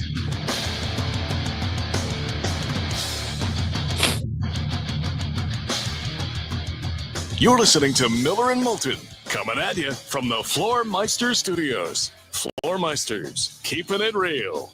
And now, here's Mark Miller and David Moulton. Got a lot going on as we're midway through the show on a Tuesday. Miller and Moulton, millerandmoulton.com, Miller_Moulton on X. First off, Dodgers Cubs in Japan, 3-1 LA in the 7th.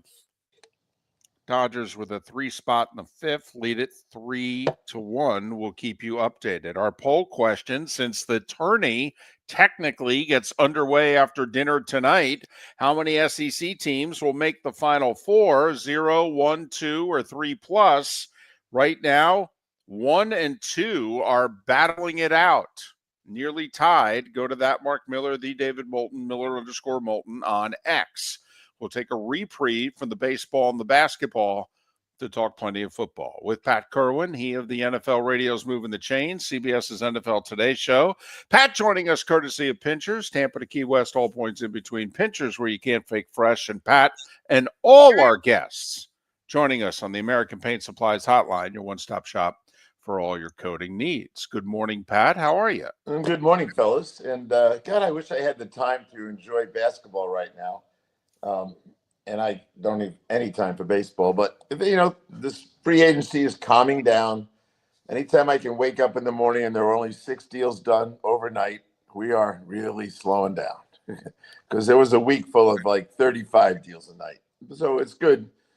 Got involved in talking about the wide receiver duos because of the Chase and the Higgins contracts. And those guys as a twosome are so superior to everybody else in the league, and they were worth the money. I still think they got to get the, Hendrickson sign, and they will. But those 2 guys, Higgins and Chase, 200 receptions and a touchdown once every 7 catches is a touchdown. And I go right to Miami because I had a big argument with a guy yesterday. And I said, I'm not even putting Waddle and Hill in the top 5 tandems. And their touchdown ratio is 1 every 17 catches. They're not even in the ballpark with Philly, Detroit, and Minnesota and Cincinnati. I'd be interested at some point. And I was shocked, David, your Giants, neighbors in Wan'Dale Robinson, they had 109 catches themselves. They're not going to make the top 5, but you put a nice quarterback in there, you might actually see those guys throw some big numbers around.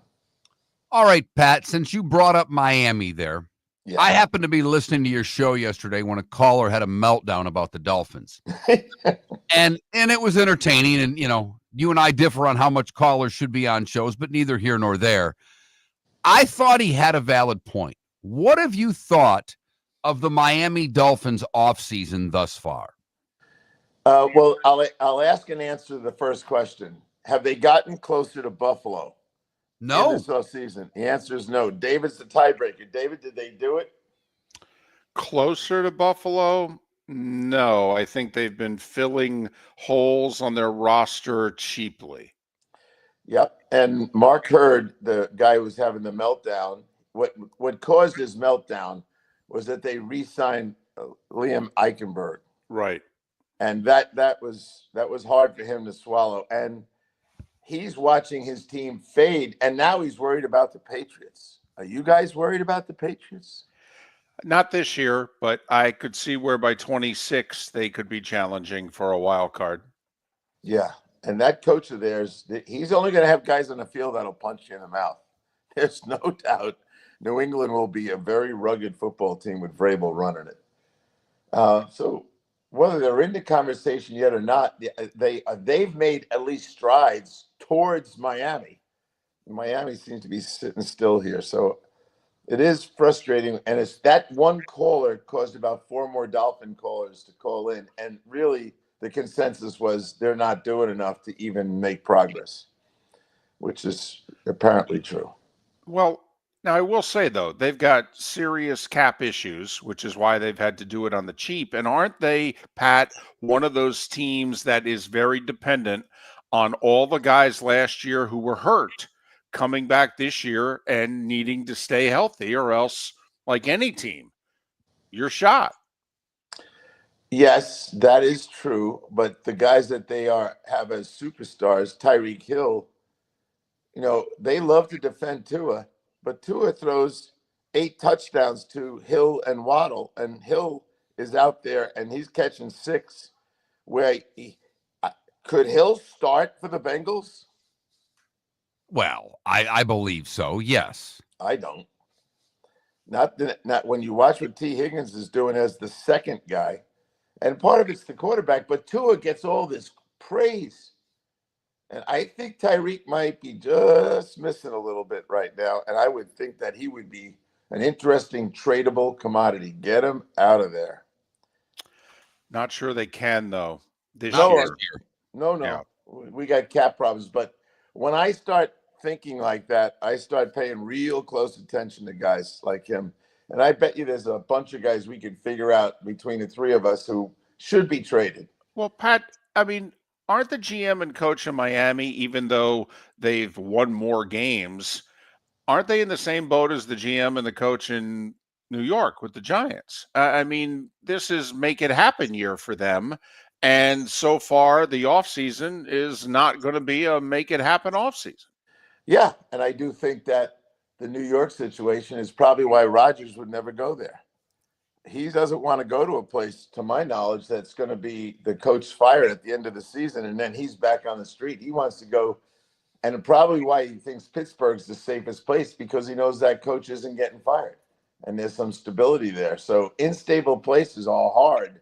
Believe me, I spent some time with a very unstable head coach at one point, and it was hard to get guys to go there. You started talking about Cincinnati and the signing of the 2 receivers, Pat. You always talk about 3 players and percentage of cap. When you look at the signings, and we know what the deals are, but Pat, you know the minutia and actually how it works in each year a little better than us. Are they in danger of eating up too much of the cap between Burrow and the 2 receivers? Not this year, because most of these deals, the bonus is spread out, and then the first year salary is usually low. And in the case of some of these guys, you landed up actually keeping an old contract salary to it. So I don't think they'll be burned up this year, but it's inevitable that those contracts will all flourish into the big paragraph 5s, which is what happens. Right now, 15, 30, they're let's see, 20, 26, about 34% of the cap for 3 guys. You can live with that. Now, if they do something to the Hendrickson deal, which jumps over Jamar Chase this year, they can get up into the 40% range. That would be starting to be dangerous. And otherwise, in the 30s, you can survive. But this was more than symbolic, though, for the Brown family running the Bengals. They just gave Joe Burrow. He's like the assistant GM now, Pat. They gave him real power because they listened to him. He said, hey, take care of my guys, or we're going to have real problems. And I'm going to pull a Carson Palmer. And they took care of his guys. And now if they take care of Hendrickson, this is a totally different way of doing business for this franchise. Yeah, and I'm glad that someone's pushing him. And you mentioned Carson. In my mind, Joe should send Carson a thank you note for paving the way, because Carson showed him the other side of this. And maybe Joe Burrow I don't think he was dumb enough to threaten that, but he definitely made his voice known, and he got what he wanted. The question I'll have is, did they tip the scales too far onto the offense? Because I think Mark and I talked about it last week. You can't win in this league outscoring guys. And they're building an outscoring offense. And maybe if they don't get Hendrickson done and he's out of here in a year, although I would tell Hendrickson, all the leverage switched back to the club now. Why? Because they don't need the franchise tag for Chase or Higgins. So they can go to Hendrickson, who's 31, and go, look, dude, we'll throw some extra money at you, but we're going to tag you 2 years in a row after this, and then you'll be 34 and it'll be over. So before this, I didn't think they had a chance of tagging Hendrickson until they got T. Higgins done. Back to Aaron Rodgers. You said Pittsburgh appears to be the safest spot. Why does it seem that Minnesota's in control of where Aaron Rodgers goes right now? Yeah, I probably would argue with you that they're in control of it.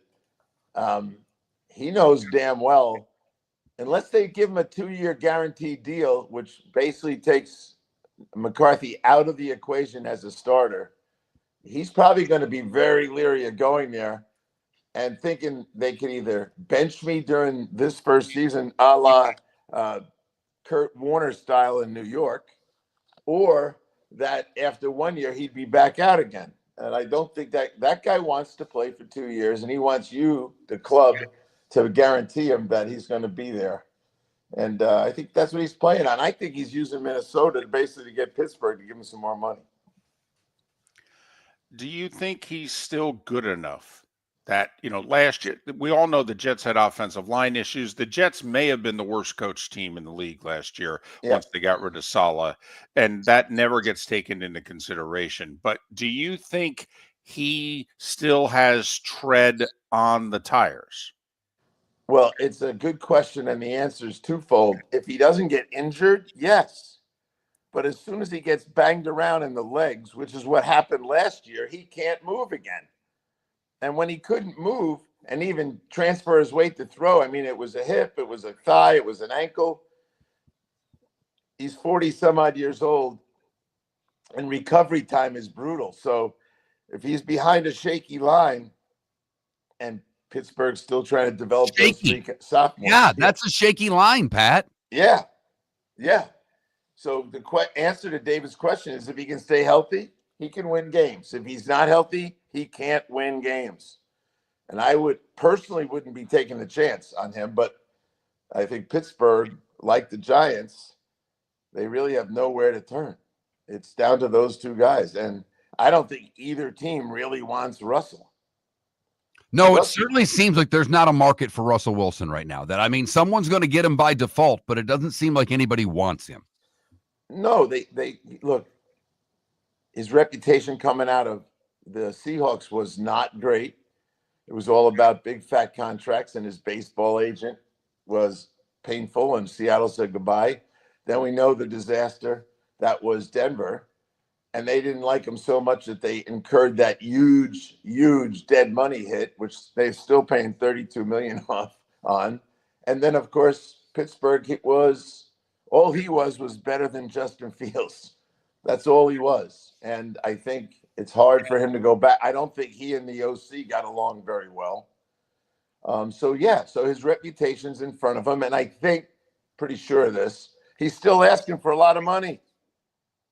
He's Pat Kirwan, NFL Radio's Moving the Chains, joining us once again courtesy of Pinchers. Miller and Moulton would like to thank the sponsors that, quite frankly, saved the show in 2024. Whether it was Floor Meisters, American Paint Supplies, Glass Doctor, Molly Maid, Cigar Bar, Sleep Treatment Direct, the Diamond District, and even the Cape Coral Police Department, thank you. We're hopeful of a great 2025, still needing sponsors, so reach out to Miller and Moulton via X at that Mark Miller or the David Moulton, or text us at 21,000. But Miller and Moulton says thank you to our sponsors and to you, our loyal listeners. Defining a new era in men's health.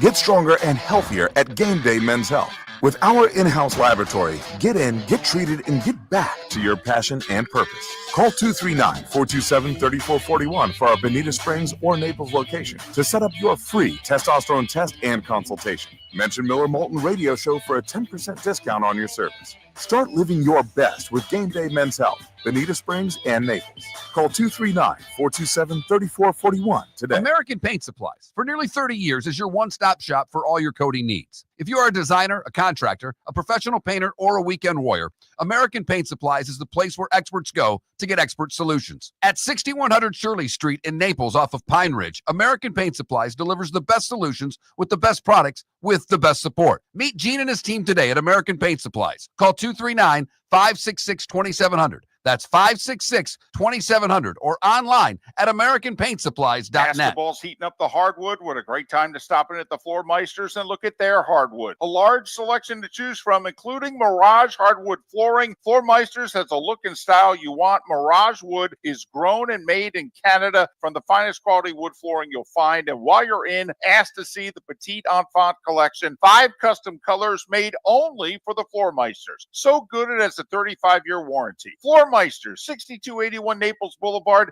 next to Costco, or floormeisters.com. This is Miller and Moulton.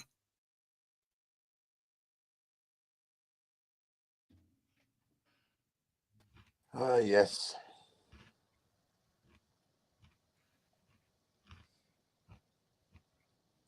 Okay, guys, I need your professional opinion on the Final Four, so when I'm picking tonight, I get at least 2 of them. I love Florida. Okay. Out of the 1 seeds, I love Florida. I love Florida and Duke. If I'm putting money on teams that I think will get to the Final Four. I'm with David there. Good. I might, if I actually would probably put more money on Duke to get to the Final Four. I think their draw is ridiculously soft. I love this conversation is going to help me tonight. I'll be thanking you guys on Thursday. The Florida draw is not easy, but they're just playing so damn well. Yeah. Neither one mentioned Michigan State. I think Michigan. Well, I went to school at Michigan State, so I'm partial, but I think they've got a Final Four run on them.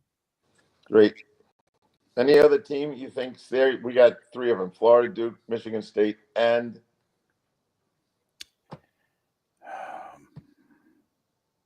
I got to check. I haven't done my bracket yet. So I'm a chalky guy. I think Houston will go in the Midwest. But as far as some teams that I might take a flyer on,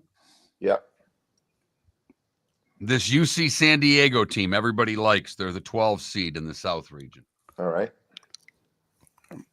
Believe it or not, can't believe I'm going to say this.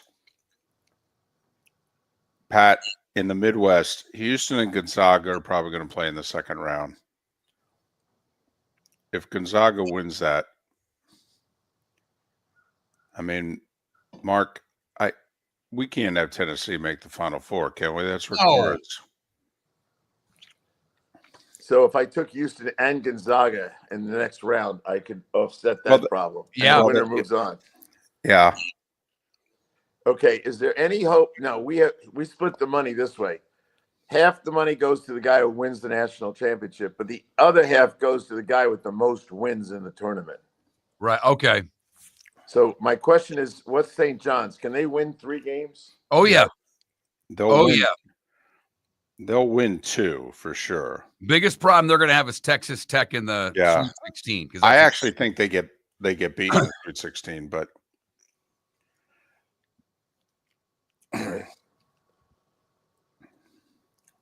yeah, the St. John's Texas Tech game will be a physical phone booth game. You got to hand it to Pitino. He can go anywhere and get a team to be okay. You're damn right he can. Pat, there's no coach in any sport that I like more than Rick Pitino. Seriously. Yeah. I told you about him when we played against each other in football. He was the little quarterback of our rival. Went out for the coin toss, and that little whippersnapper said to me, "We're going to kick your today." And I looked at him and said, "Shut up and grow a little, will you?" He's a riot, but he can coach. Yes, he can. Yes, he can. I mean, St. John's is a commuter school. It's like DePaul. It's just, everyone's driving a car. It's kind of like going to high school again. Yeah, but they got one really rich donor who's willing to bankroll the whole program, and they got history. Yep. Yeah, and they got the garden. Yep. I know. I'm taking them somewhere, but I'm really going to make sure I get Houston and Gonzaga, and then I don't have to worry about it. One will get through. Yes, I think one of them will at least get to the Elite Eight. That's perfect. Yeah.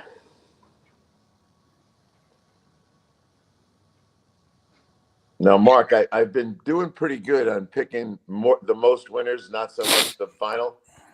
And as soon as I win, I donate the money to Steve for gas for the boat. So I feel like this is how I get out from under paying to fish.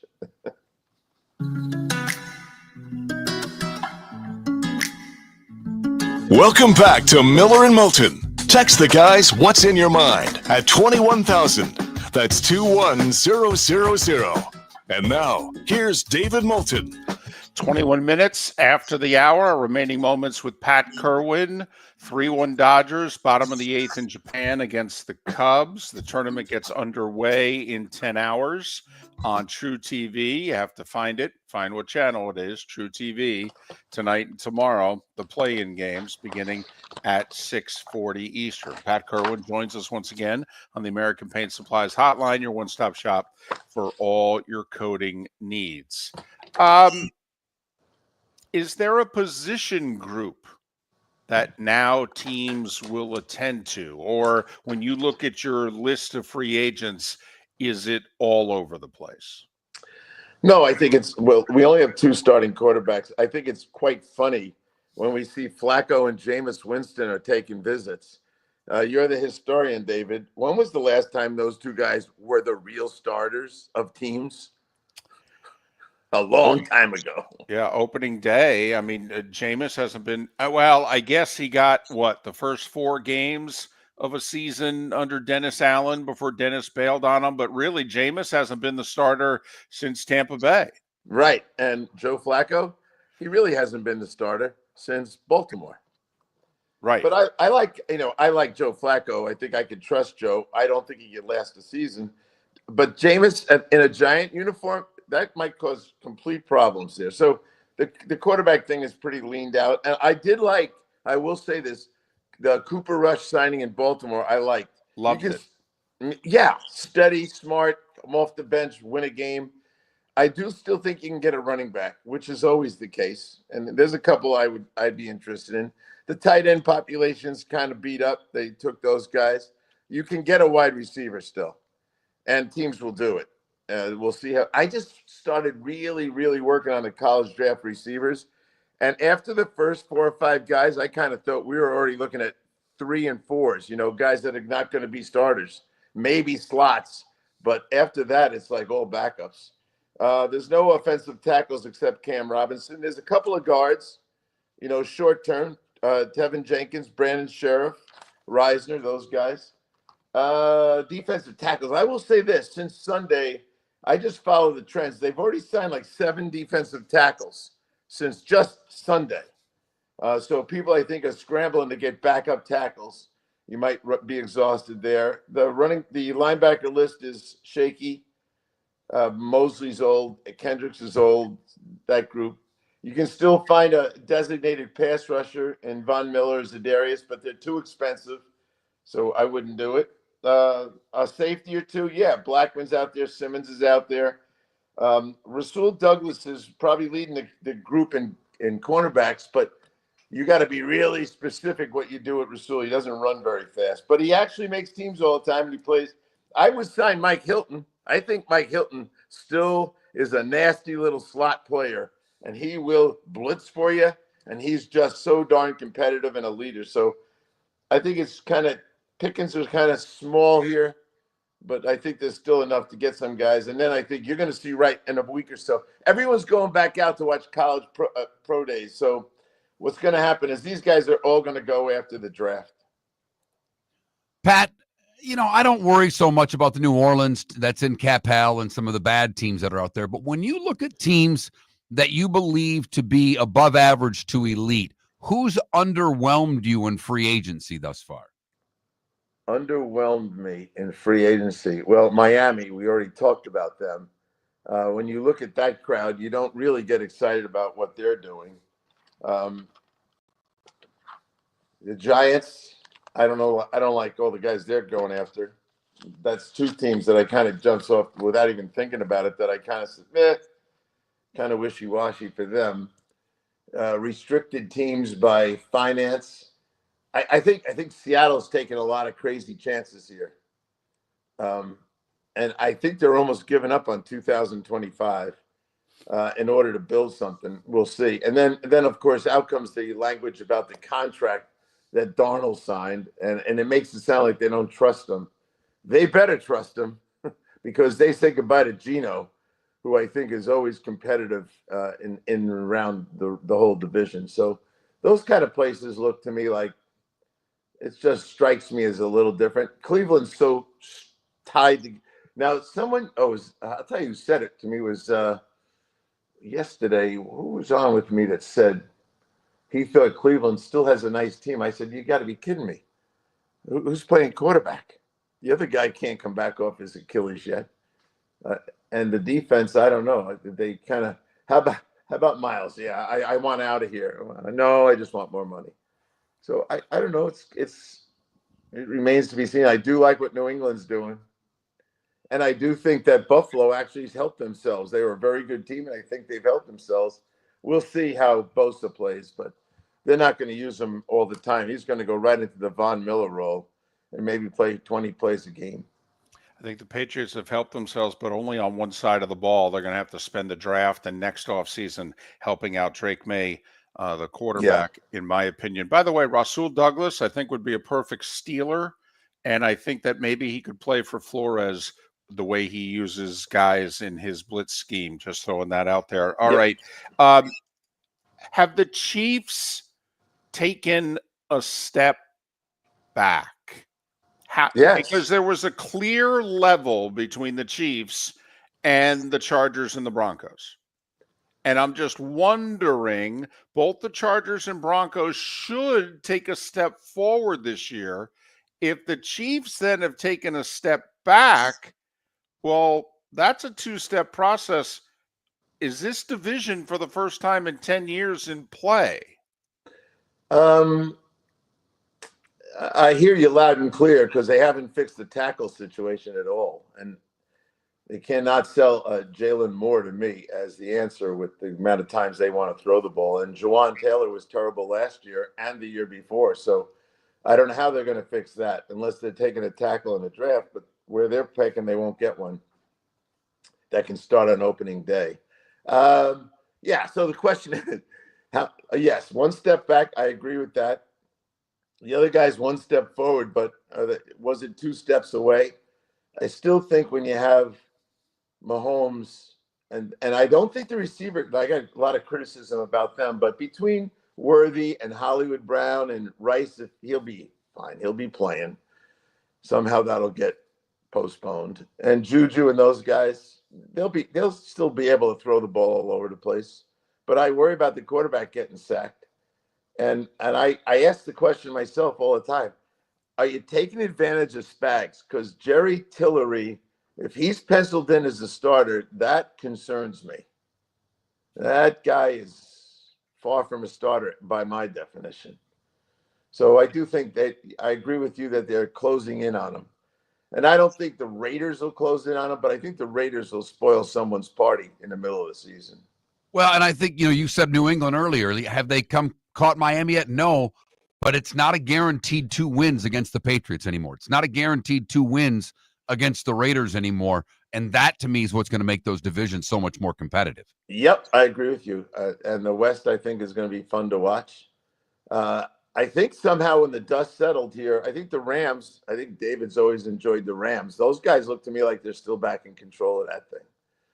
So that young pass rushing group, the quarterback's back. Now they've got Devontae, I think, in there with Puka. They'll be fine. They should be around that division good. A lot of guys starting to think that they can catch Detroit. I am not one of them. But if you guys think so, let me know. I don't know if that Minnesota with their quarterback situation right now and even Green Bay, I don't think they've closed on Detroit. That's just my opinion. Because a lot of people are dying for Detroit to fall back down to earth where they used to be.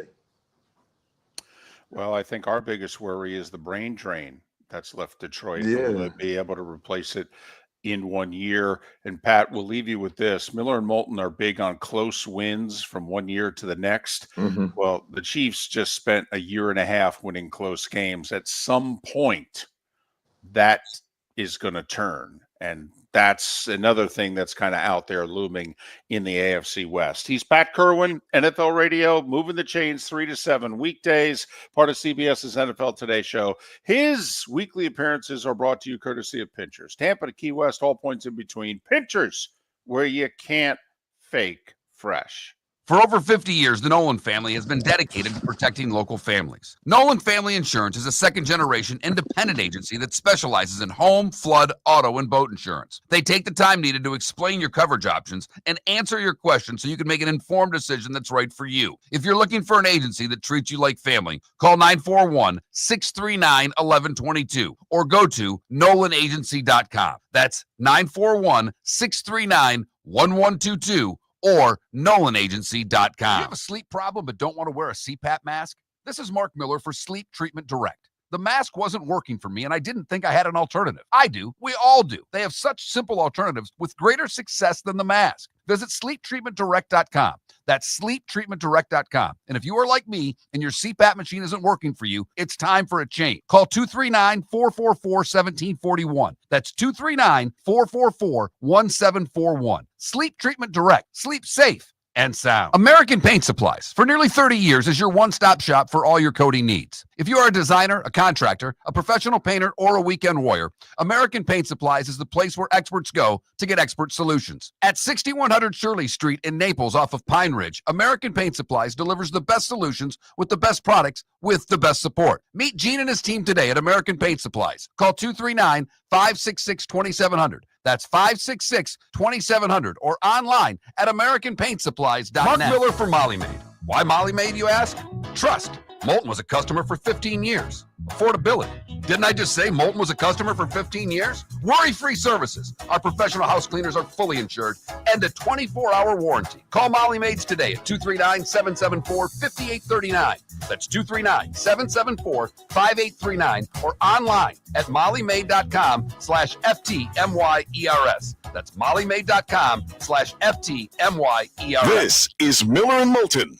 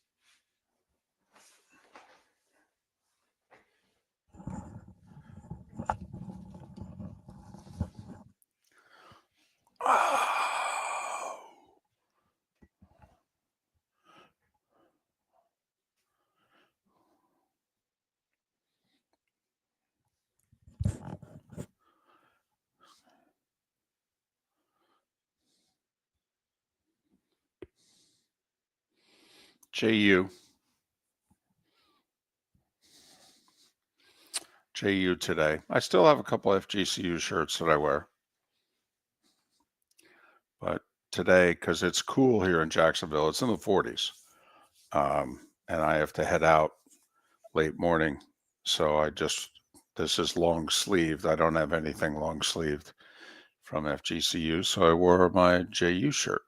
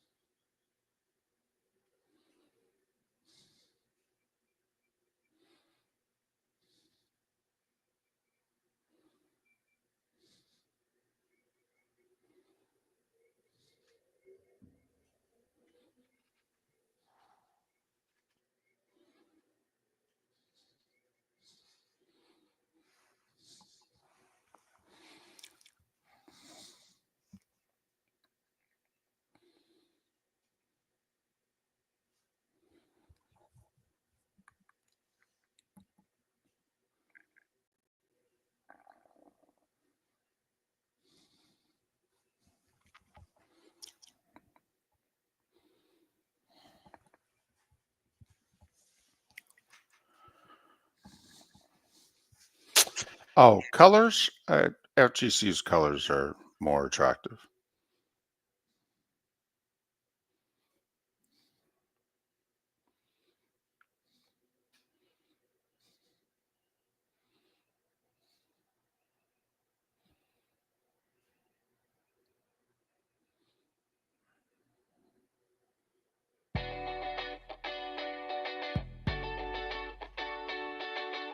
You're listening to Miller and Moulton.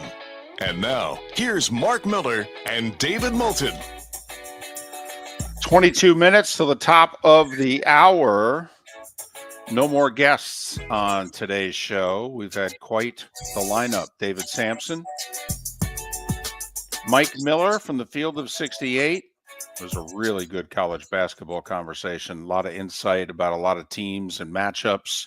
If you missed that 1 hour ago. And we just did 2 segments with Pat Kirwan, who will rejoin us on Thursday this week. He's got one more Friday that he's flying in the morning. So Pat will join us in a couple of days, first day of the tournament. We'll talk some football with Pat Kirwan. All our guests joining us on the American Paint Supplies Hotline, your one-stop shop for all your coating needs. 4-1 Dodgers, Mark, top of the 9th in Tokyo. Dodgers have just added a run. Cubs have been held hitless since an infield single leading off the 3rd inning. Ohtani scoring the run for the Dodgers. That's 2 for him today. 2 hits, 2 runs scored for Ohtani. They're losing their minds, apparently, with excitement in Tokyo. 4-1 Dodgers, 2 on, 1 out. LA still batting in the top of the 9th. Can I give you some tourney nuggets? Oh, I was waiting for this. I didn't know were we going to hold them all till tomorrow and Thursday. No, we'll have more. I've got Okay. more for tomorrow. I'll have nuggets every day. Good. This is like giving you a 20-piece every day this week. That's my objective. 2 sauces and a 20-piece, David. Oh, that's filthy. You hit me right where I live, right there. I know. Okay. All right. Reading some stuff that says fade the SEC. Conference had the best non-conference winning percentage in college basketball history. When other conferences have done this well, they have not done well in the tournament. The ACC had a slightly lower non-conference win percentage in 1997. It sent 6 teams to the dance. Only 1 made it past the Sweet 16. Last year, the Big 12 had the 3rd best non-conference scoring margin ever and sent 8 teams. None made it past the Sweet 16. In 2021, a dominant regular season by the Big 10. Only 1 advanced past the Sweet 16. So just food for thought. Our poll question today is how many SEC teams will make the Final Four? 1 has 54% of the vote. 2 has 35% of the vote. 0 with 8% and 3+, just less than 3%. 10 of the past 11 Final Fours, David, have featured a 7 seed or higher. So did you say 10 of how many? 10 of the past 11 Final Fours have featured a 7 seed or higher. Wow. I think I like that stat better than the one that we got earlier from Mike Miller, which is a double-digit seed, has made the Sweet 16 in 16 straight tournaments. Right. For all of you that want to take someone that's not a number 1 seed to win the whole thing, the odds are you're wrong. 13 of the past 17 national champions were 1 seeds. But here's the big stat, and this has been tried and true for a while. Out of the last 22 national champions, 21 of them have finished in the top 25 in the KenPom offensive and defensive efficiency rankings, which means that there are only 7 teams that can win a natty this year. Auburn, Duke, Houston, Florida, So all of the ones fit that criteria. Tennessee fits that criteria. Iowa State fits that criteria. And Clemson fits that criteria. Did you see Clark Kellogg pick Clemson to go to the Final Four on CBS Sunday? For the record, 4 teams just missed out on qualifying for that top 10, top 25 metric. Michigan State, Wisconsin, Maryland, and Louisville are all really close, but they all miss out on one of the categories. David already mentioned a double-digit seeds advanced to the Sweet 16 in 16 consecutive tournaments. But here's the other one, David. At least one 2 seed has been knocked out before the Sweet 16 in 24 of the past 27 tournaments. So which 2's getting bounced early? Well, think about it. In the last 12 years, we've had what? 4 15s make the Sweet 16, and one of them made the Elite 8. It all started with FGCU 12 years ago, by the way. Ba-dum-bum. So there's the upset happening in the first round, but it also goes to show that the 7-10 matchup can be real problematic in the next round. You're just talking straight up. There are a few people who listen to this show who are interested in sports for non-entertainment purposes only. Right. By the way, our poll question, how many SEC teams will make the Final Four? 0, 1, 2, or 3 plus. 1 is winning. 2 is a strong challenger. And hardly any of you think it'll be either 0 or 3 or more. So there you have it. That Mark Miller, the David Moulton, Miller_Moulton on X. All right. Best team against the spread in the country this year, Mark. San Diego. Isn't that the Michigan-San Diego first-round matchup? Yep.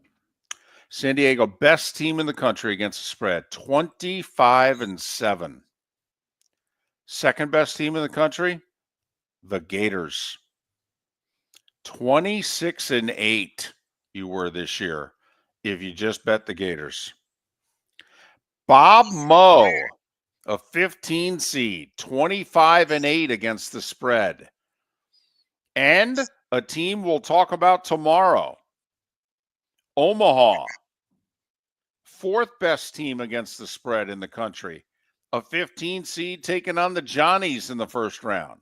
Their play-by-play voice, Gary Sharp, will join us tomorrow. Omaha, 23-9 against the spread. And finally, Mark, and I would think you would know this, Michigan State finished as the 5th best team in the country against the number, winning 70% against the spread, 22-10 and a push were Sparty against the number. So I know we haven't talked the numbers yet. Well, here's one for you, David. The 8-9 matchup. Who do you take in the 8-9 matchup? You take the underdog. Okay.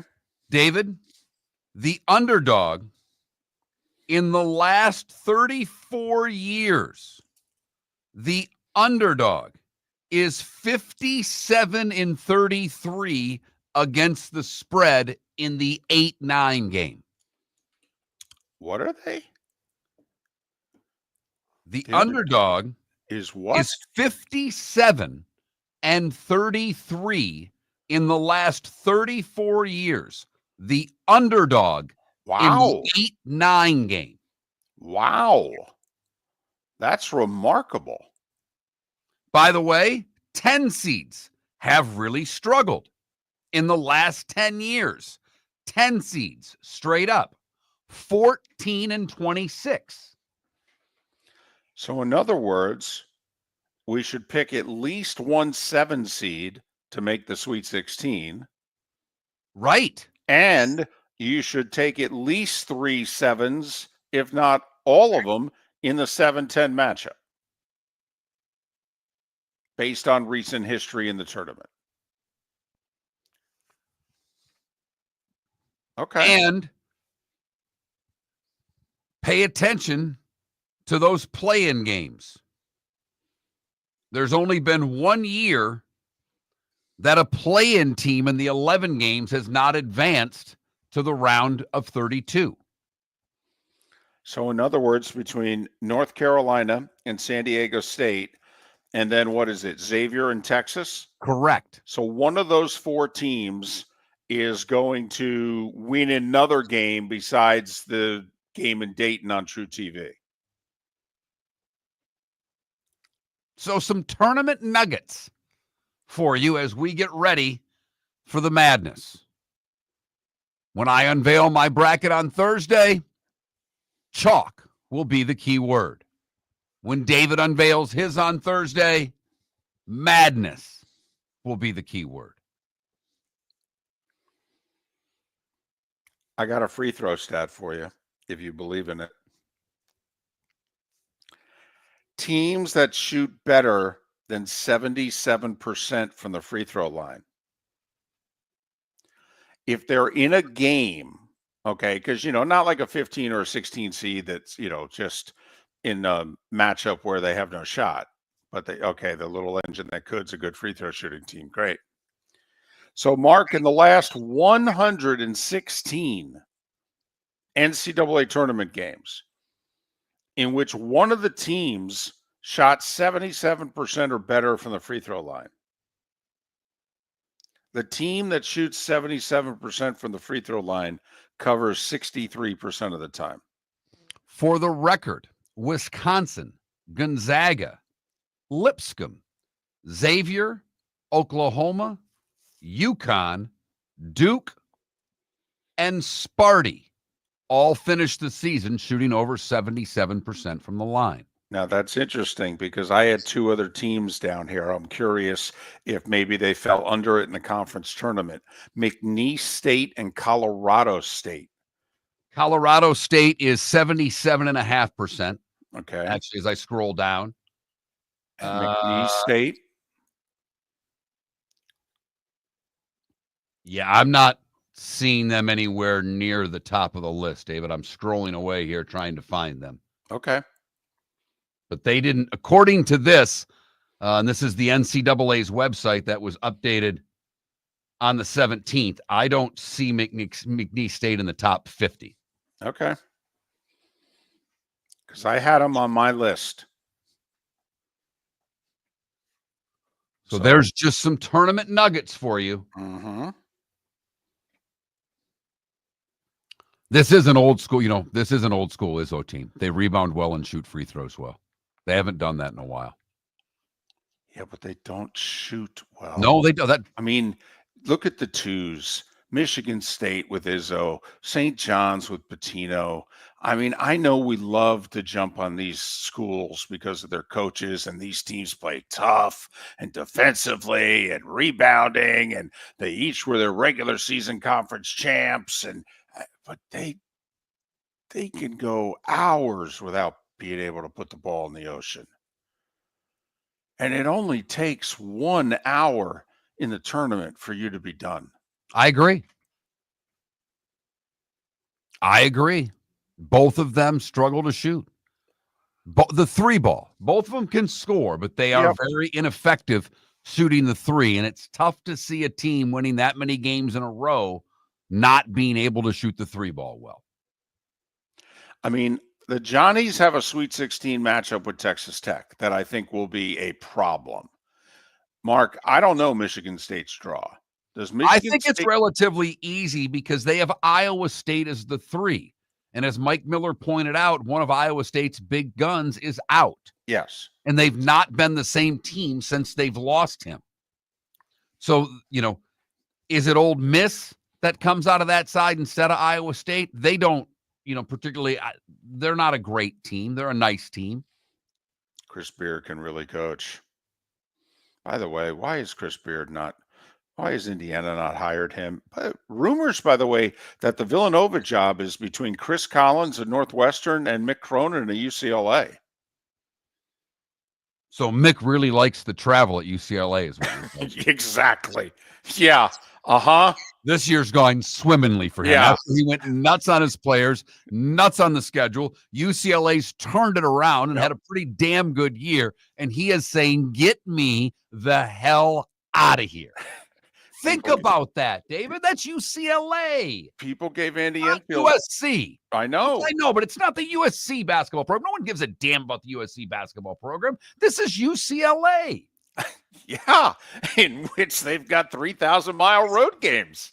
At Big East, they can go up and down I-95. You kidding? Unbelievable. It's not like you can't get players at Villanova. No, I know. This Jay Wright guy did pretty well. But it's Pauley Pavilion. It's UCLA. It is the blue blood of all blue bloods, David. At least west of the Mississippi, maybe. Miller and Moulton are very grateful to you, the listeners, for making us one of the highest rated shows for men, because the working man is one of the toughest demos to reach, and we do. Great sponsors like Floor Meisters, American Paint Supplies, Glass Doctor, Sleep Treatment Direct, Game Day Men's Health, and Molly Maid recognize that, and we thank them. And if you own a business and working men are your clientele, the most cost-effective way to reach them is through us. Text Miller and Moulton at 21,000 or directly via X at that Mark Miller or the David. Basketball's heating up the hardwood. What a great time to stop in at the Floor Meisters and look at their hardwood. A large selection to choose from, including Mirage hardwood flooring. Floor Meisters has a look and style you want. Mirage wood is grown and made in Canada from the finest quality wood flooring you'll find. And while you're in, ask to see the Petite Enfant collection. 5 custom colors made only for the Floor Meisters. So good it has a 35-year warranty. Floor Meisters, 6281 Naples Boulevard, next to Costco, or floormeisters.com. Wine glasses never fall over until you get a brand new rug. Oh, no! Ketchup bottles act normal till you're wearing a new shirt. Oh, you kidding me? And rocks slide peacefully on the road till the day you get a brand new windshield. Then they fly up off the road and attack without mercy. That's why new windshields from Glass Doctor come with our windshield protection plan. Unlimited repairs and 1 replacement for 12 months. Don't just fix it, protect it. Glass Doctor. A neighborly company. American Paint Supplies, for nearly 30 years, is your one-stop shop for all your coating needs. If you are a designer, a contractor, a professional painter, or a weekend warrior, American Paint Supplies is the place where experts go to get expert solutions. At 6100 Shirley Street in Naples off of Pine Ridge, American Paint Supplies delivers the best solutions with the best products with the best support. Meet Gene and his team today at American Paint Supplies. Call 239-566-2700. That's 566-2700 or online at AmericanPaintSupplies.net. We've got a text message for Dr. Dollar. I feel tired, sluggish, and just not myself. I'm gaining weight, my energy is low, and I've lost my drive. Could it be low testosterone? Absolutely. Testosterone naturally declines over time, but you don't have to accept it. Low T can affect your energy, strength, mood, and focus. But here's the good news. Testosterone replacement therapy, TRT, can help restore your vitality and get you back to feeling your best. Imagine waking up strong, sharp, and energized, ready to take on the day like you used to. At Revitalize Clinic, we specialize in physician-guided, American-made TRT designed just for you. Take control of your health today. Call Revitalize Clinic at 239-277-5770. Visit revitalizelounge.com or text Dr. Dollar directly at 239-980-2302. Feel like yourself again. Testosterone replacement therapy, because your best years aren't behind you, they're just getting started. Text Dr. Dollar now at 239-980-2302. This is Miller and Moulton.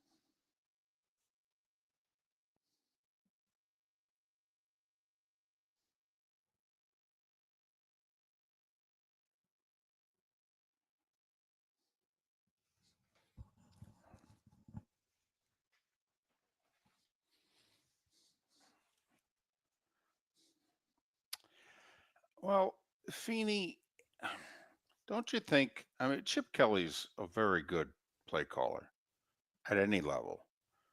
Pete's a borderline Hall of Fame coach. I mean, don't you think the Raiders just got serious about football again? They brought in a veteran quarterback who's solid. He's not great. He's solid. I mean, don't you think the Raiders just got competent?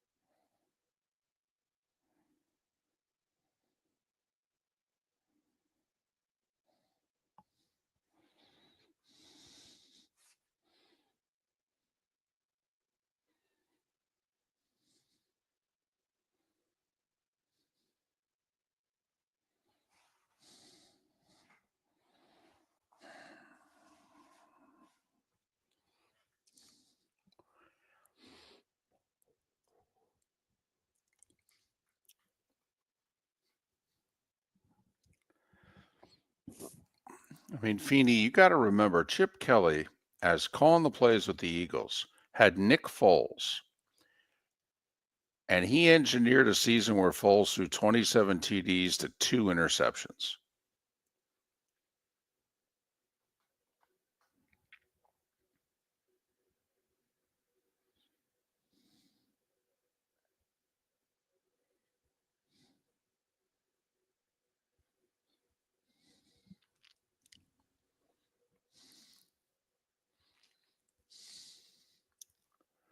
Yep, 4-1 Dodgers.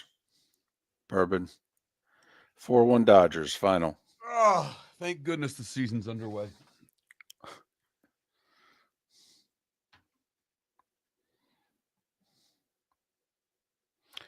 Two hours, 38 minutes.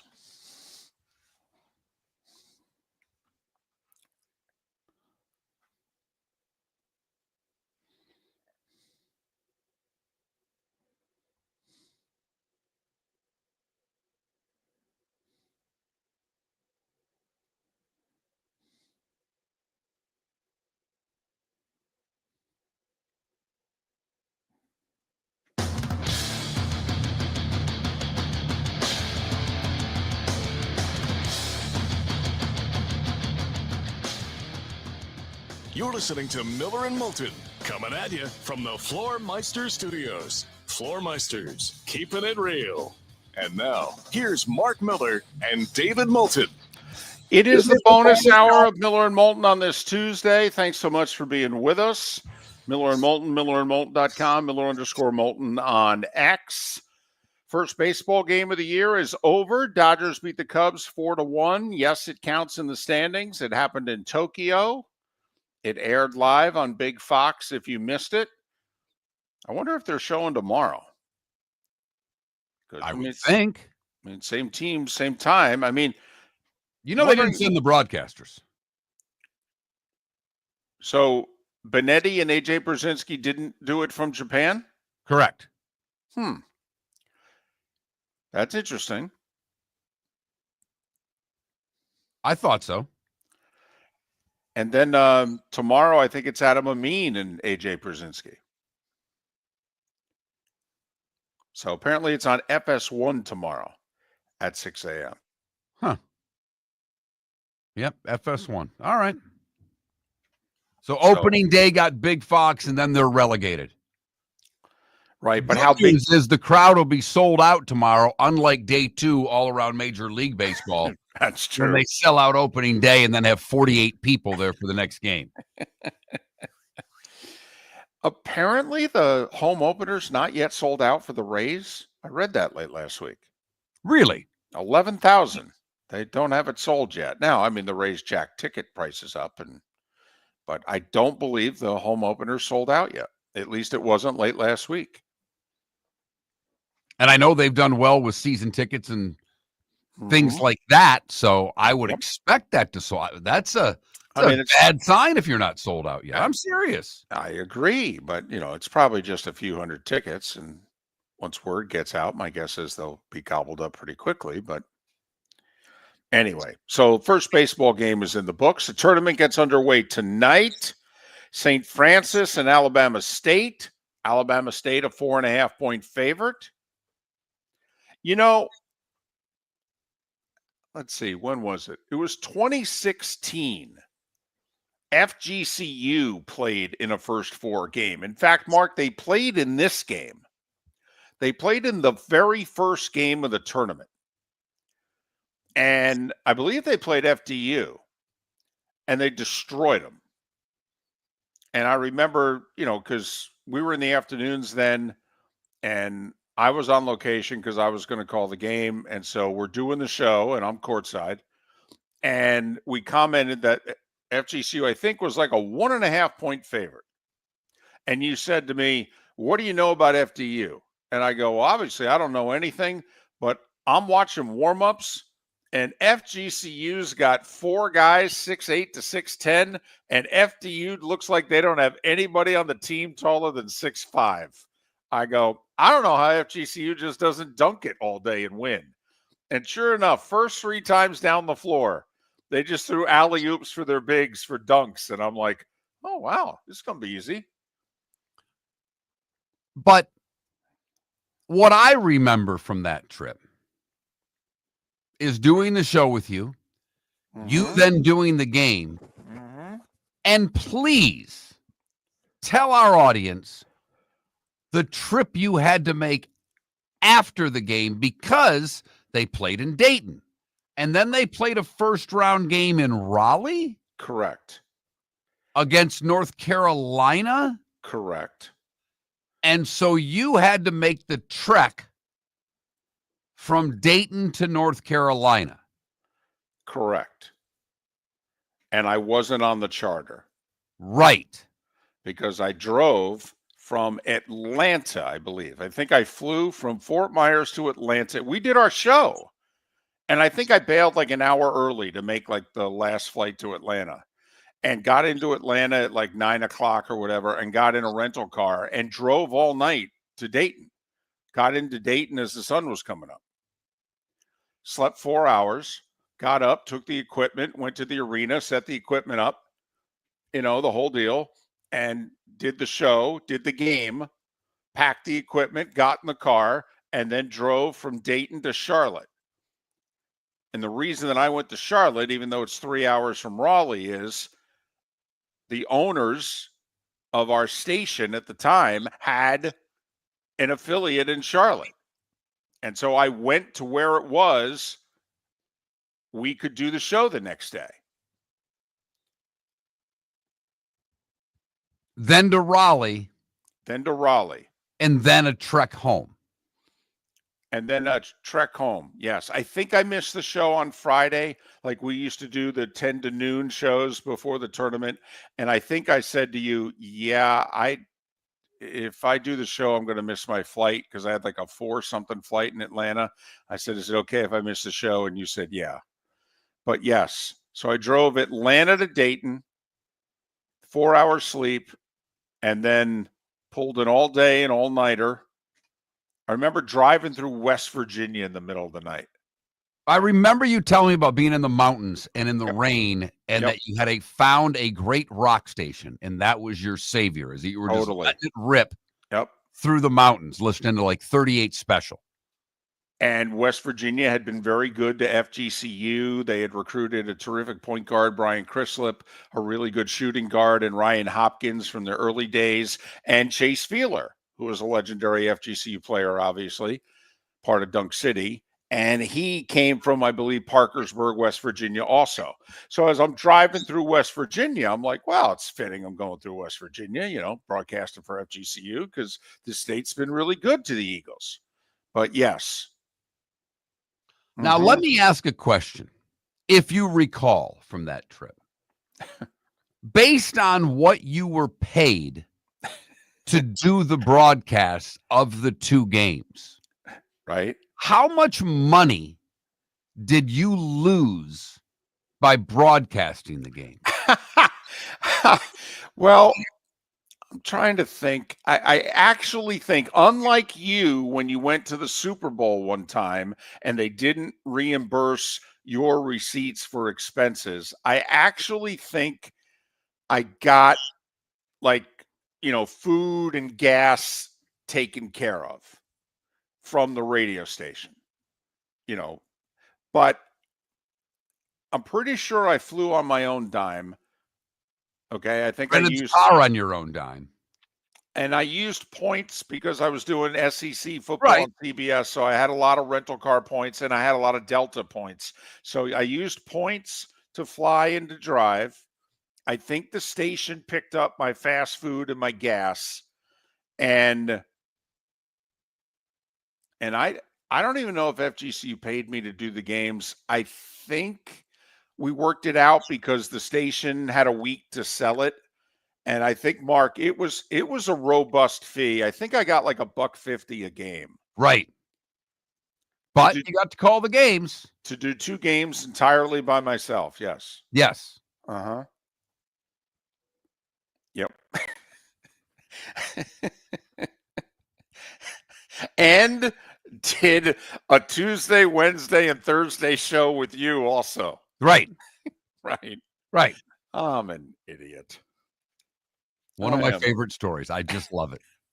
Just anything to do a game. I'll never forget on Monday, we're doing the show together, and you kept turning to me during the commercial break going, wait, so after the show, you're flying to Atlanta and you're driving to Dayton? When's the game again? Tomorrow. Right. In like 24 hours, right? Yeah. And you're going to do the show beforehand? Well, yeah, I'll be there in time. And you just looked at me and you said, I love you for it, but you're an idiot. Nothing better than when David was doing FGCU, more so than JU, because it never happened with JU because he's always done the games in the hotel room. But in our first act, we did afternoons. So we did the show, were we 3 to 7 or 2 to 6? Well, we were both. Both, right? But so when we were 3 to 7, David would be doing the show courtside because literally the game, the show would end and essentially the pregame would start. Sure. If not, it would be starting in 15 minutes. But David would be courtside doing our show. And every once in a while, even though he always had it cleared with athletic directors and sports information directors who were supposed to correspond with visiting or the home coach, inevitably a coach would get all PO'd that David was courtside doing our show while his shoot around was going on, because nothing is more sacred to a college basketball coach than the pregame shoot around. Apparently that's where all the state secrets are. And every once in a while, there would be a verbal confrontation between David and a coach while we were on the air. We had 2 legendary ones. We had one with Florida football. We were in the press box in Kentucky, indoors now. They couldn't even hear us, okay? But they saw me in the press box, and they were having their little walkthrough on a Friday, and some guy ran up out of breath, and he said, you got to stop. And I go, no, we worked it out, the whole deal. No, you got to stop. And literally the compromise was I turned around, and my back was to their walkthrough, and I did the show. Don't laugh. Okay, ask Mark. It took about 30 minutes to work on the compromise. The walkthrough was nearly over. But Bob Hoffman, Mercer head coach, was the one. Yep. He's got early afternoon shoot around right at the beginning of our show, and he goes over, who the hell are you? What the hell are you doing here? Mark, can you just fill for a second? I got, yeah, sure. And Mark's thinking, leave the mic on. Leave the mic on. Just leave the microphone on.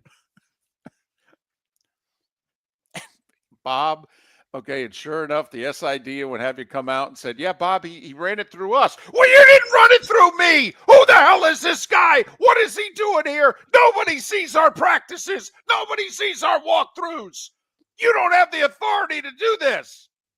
And they had to beg Bob and say, okay, just let him do this one show. We'll never allow it again. And Bob was spitting. He glared at me the whole practice.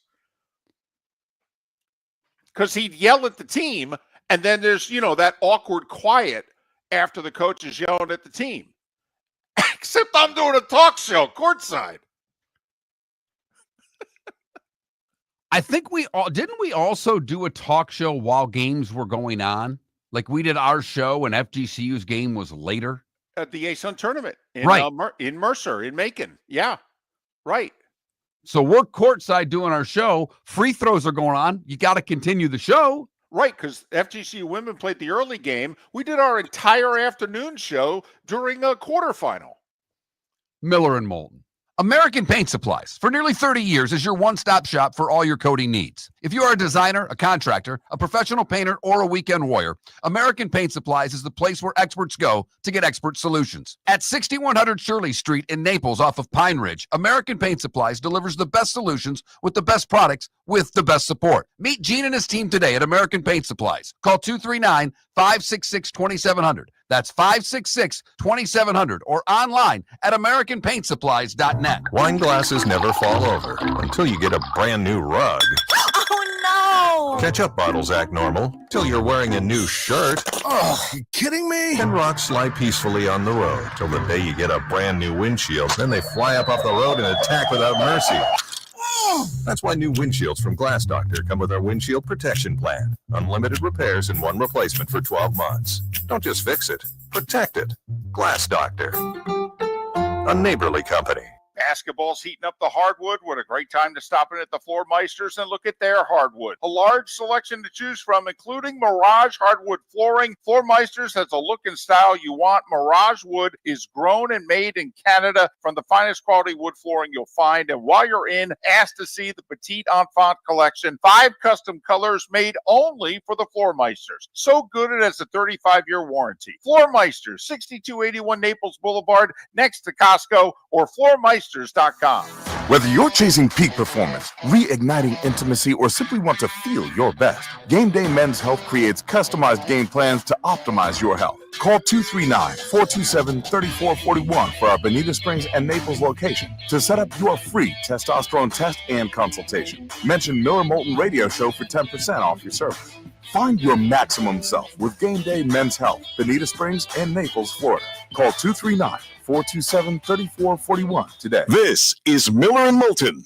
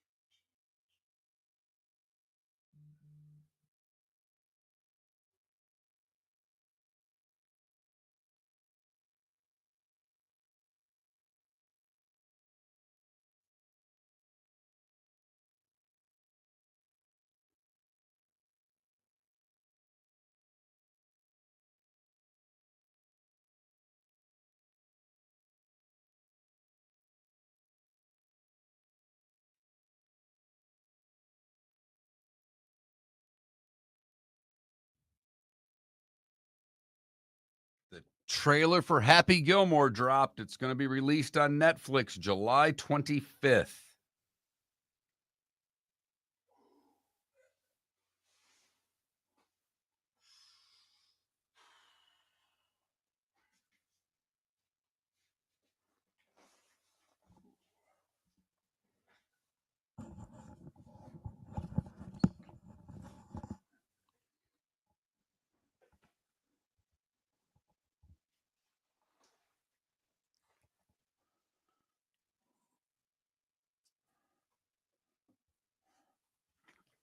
Fun little fact.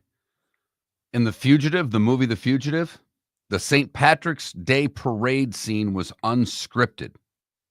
The director gained permission from the mayor without rehearsal, sent Harrison Ford and Tommy Lee Jones into the crowd. Ford said he lasted several minutes before people recognized him. That's kind of cool. Yeah, I agree.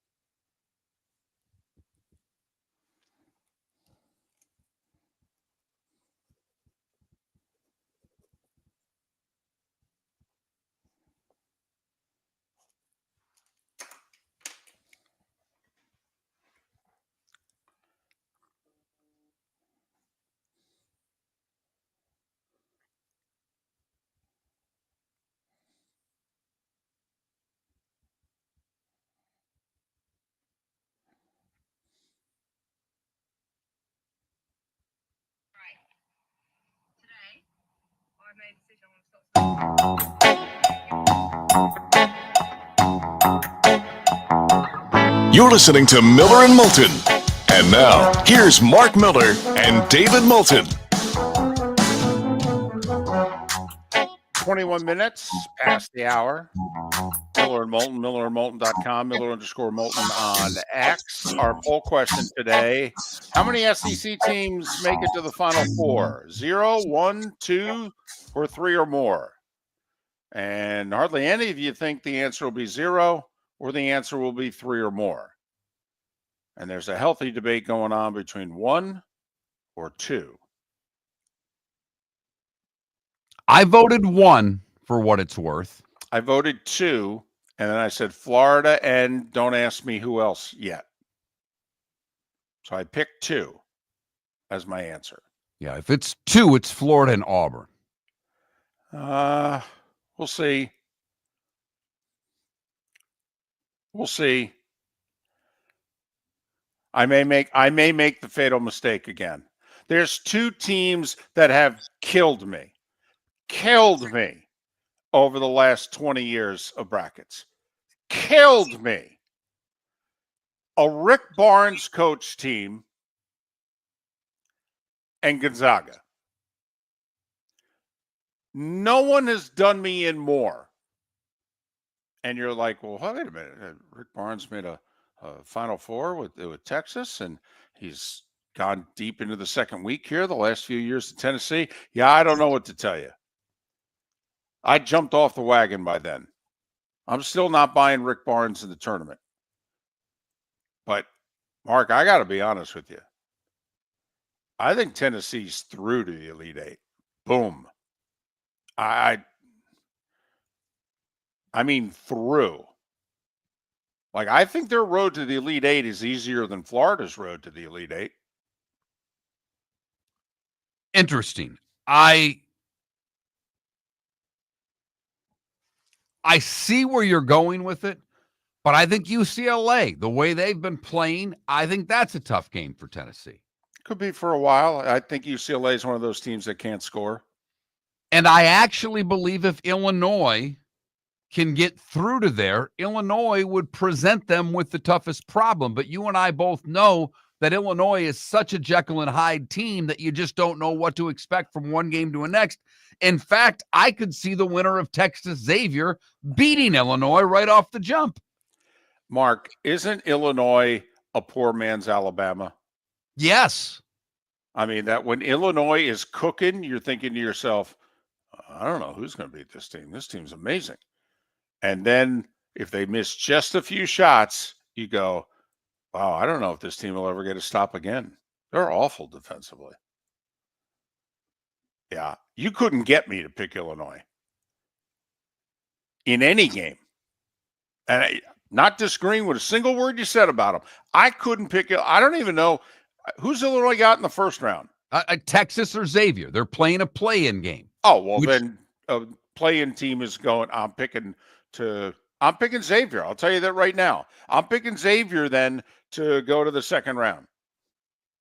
And there's something to be said for picking an 11 seed to win a couple of games. They've done pretty well. It's a good spot to go. Everybody's so high on the 12s and 13s. Do not neglect the 11 seeds, and particularly these play-in teams, because usually one gets to the next round. Okay, in the last 10 years, we've had the unthinkable happen twice. We've had a 16 beat a 1. We don't know if we ever thought it was going to happen. And it's happened twice. UMBC and Fairleigh Dickinson. The very next year, by the way, Virginia, after getting beat in the first round, won the Natty. Purdue, the very next year, after losing in the first round, went to the Natty. By the way, do you believe that for Auburn? Remember, Auburn was the talk of last year's tournament. Yale beat them in the first game. Do you think that maybe that now, we maybe ride Auburn a little bit because of last year's experience? I'm worried about what's happened to them down the stretch. Okay. I don't know if they ran out of gas. I don't know. So when they originally came up with this whole first four thing, I thought it was awful for the 16s. I didn't care about the 11s. I thought it was awful for the 16s. And Mark, quite frankly, it was that last experience that we were talking about. It was FGCU's experience in the first four. They got to play a tournament game and they won. And they get another day on the chartered flight and they get taken to Raleigh. I mean, they played the early game. They were out of that arena at 10 o'clock. They were being driven to their hotel in Raleigh at midnight after having just won a tournament game. And it counts as a tournament win. You look at FGCU's all-time record in the NCAA tournament, it's 3-3. The two they won when they went to the Sweet 16 and the play-in win. Most important FGCU stat, by the way, is they're 6-0 against the number. If they ever make the tournament again, keep that in mind. But can you just stop there for a second? I know we don't go ultra local that often. You tell me when FGCU is going to make the tournament again. Now, and I'm serious. They have turned into an afterthought in this market. People don't go to games. They have not been good. A new AD's there, so that means this coach may not be long for FGCU. Probably has to win next year to some degree.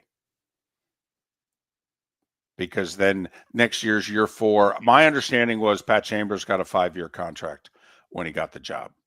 So he's 3 years in. So next year's do or die for them. Sure, because then it's give the guy the extension or politely ask him to leave and pay him to go away. So you figure next year's got to be the make it happen year. Well, they just farmed out all their marketing and their ticket sales to some big company. I mean, Mark, it's all about revenue. I mean, listen, and they don't have any. And they should be Gonzaga. I mean, you could mock me all you want for that column that I wrote 12 years ago, in which I thought that this school could be the Gonzaga of the South. That was before you could openly pay players. Getting money out of Lee and Collier County? Seriously? Like, that's a problem. But it is for them. It is for them, but it shouldn't be. They should be such a big deal overnight that literally other conferences are begging them to come join their conference. That they just say that the ASUN's no longer worth their time. Like Liberty, which used the ASUN as a stepping stone to, what are they, Conference USA? Yeah. And in the tournament. Right. Winning Conference USA. Is there a school in the ASUN that has more access to more money within an hour of where their doors are? Oh, goodness, no. Right. They should dominate. Dominate. How many fundraisers take place in the 239 in which 500, 1 million, $1.5, $2 million take place in 3 hours? 3 hours. They can't get any of this money to come to them? I mean, it's incompetence. They should be a power. They should be everything Grand Canyon is. Everything Grand Canyon is. And it could happen it could happen overnight. They did it as long as they could with quality coaches and recruiting and the little engine that could and what have you. Now they need money. Period. And that's why this current AD was brought in at North Carolina State. When he was an associate AD, he was in charge of sponsorship and revenue and building new streams. And that's what he's going to have to do here. But this is people don't want to admit it, but we're a little bit like Miami in this standpoint. You don't win, people don't care. Yeah, I'd look right at him and say, trust me, you give us the money, we'll win. Hell, we won without the money. You don't think we can win with the money? Hell, I'll give you a money-back guarantee. There it is, $99.99. David Moulton's offered a money-back guarantee. FGCU makes the tournament, or we'll give you free tickets for a year. For over 50 years, the Nolan family has been dedicated to protecting local families. Nolan Family Insurance is a second-generation independent agency that specializes in home, flood, auto, and boat insurance. They take the time needed to explain your coverage options and answer your questions so you can make an informed decision that's right for you. If you're looking for an agency that treats you like family, call 941-639-1122 or go to nolanagency.com. That's 941-639-1122. or nolanagency.com. You have a sleep problem but don't want to wear a CPAP mask? This is Mark Miller for Sleep Treatment Direct. The mask wasn't working for me, and I didn't think I had an alternative. I do. We all do. They have such simple alternatives with greater success than the mask. Visit sleeptreatmentdirect.com. That's sleeptreatmentdirect.com. And if you are like me and your CPAP machine isn't working for you, it's time for a change. Call 239-444-1741. That's 239-444-1741. Sleep Treatment Direct. Sleep safe and sound. We've got a text message for Dr. Dollar. A few of my friends are taking daily Cialis or Viagra. What are the benefits and how much does it cost? Great question. Cialis, Tadalafil, and Viagra, Sildenafil are game changer for men who want better performance, stamina, and confidence. They improve blood flow, support long-lasting performance, and help you feel like yourself again. And the best part, at Revitalize Clinic, we make it affordable. Less than $1 per pill. No overpriced prescription, no hassle, just real results, American-made, at the best prices in town. Plus, with early hours starting at 5:30 in the morning, we fit your schedule. Take control of your health today. Call Revitalize Clinic at 239-277-5770. Visit revitalizelounge.com or text Dr. Dollar directly at 239-980-2302. That's 239-980-2302. Get results. Get confidence. Revitalize Clinic, because every man deserves to perform at his best without breaking the bank. Text Dr. Dollar now at 239-980-2302. This is Miller and Moulton.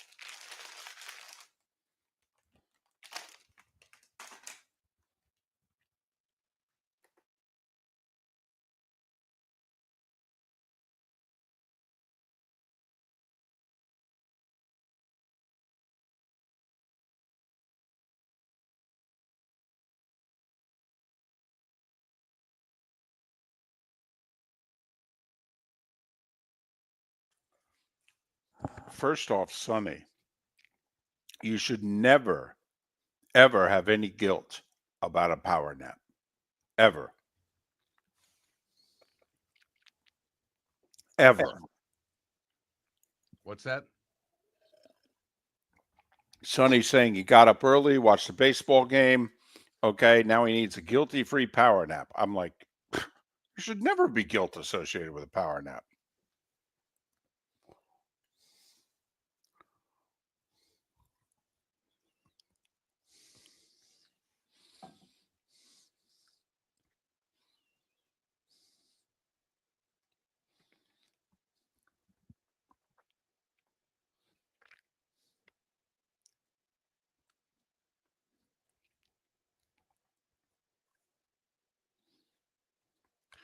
Do you see where Gibby's not coming back to the booth? I did see that.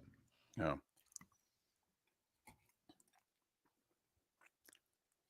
He wasn't very good. Well, and he's suffering from Parkinson's. Yeah, I mean, right. Is he? I mean, so I think that's. Who does it with Benetti? Is it Andy Dirks or somebody like that? Isn't it like a utility guy? I honestly don't know because I don't have the baseball package, and I've never watched a Tiger broadcast with him. Gotcha.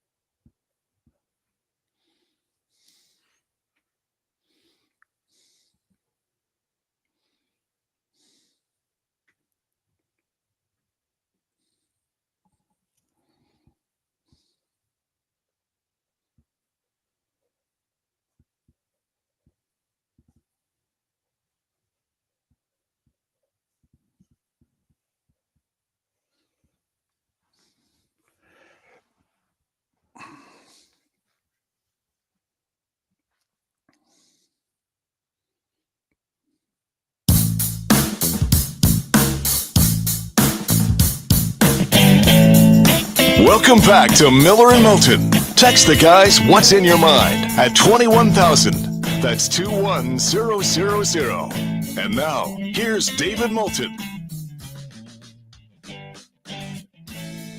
22 minutes till we're out of here.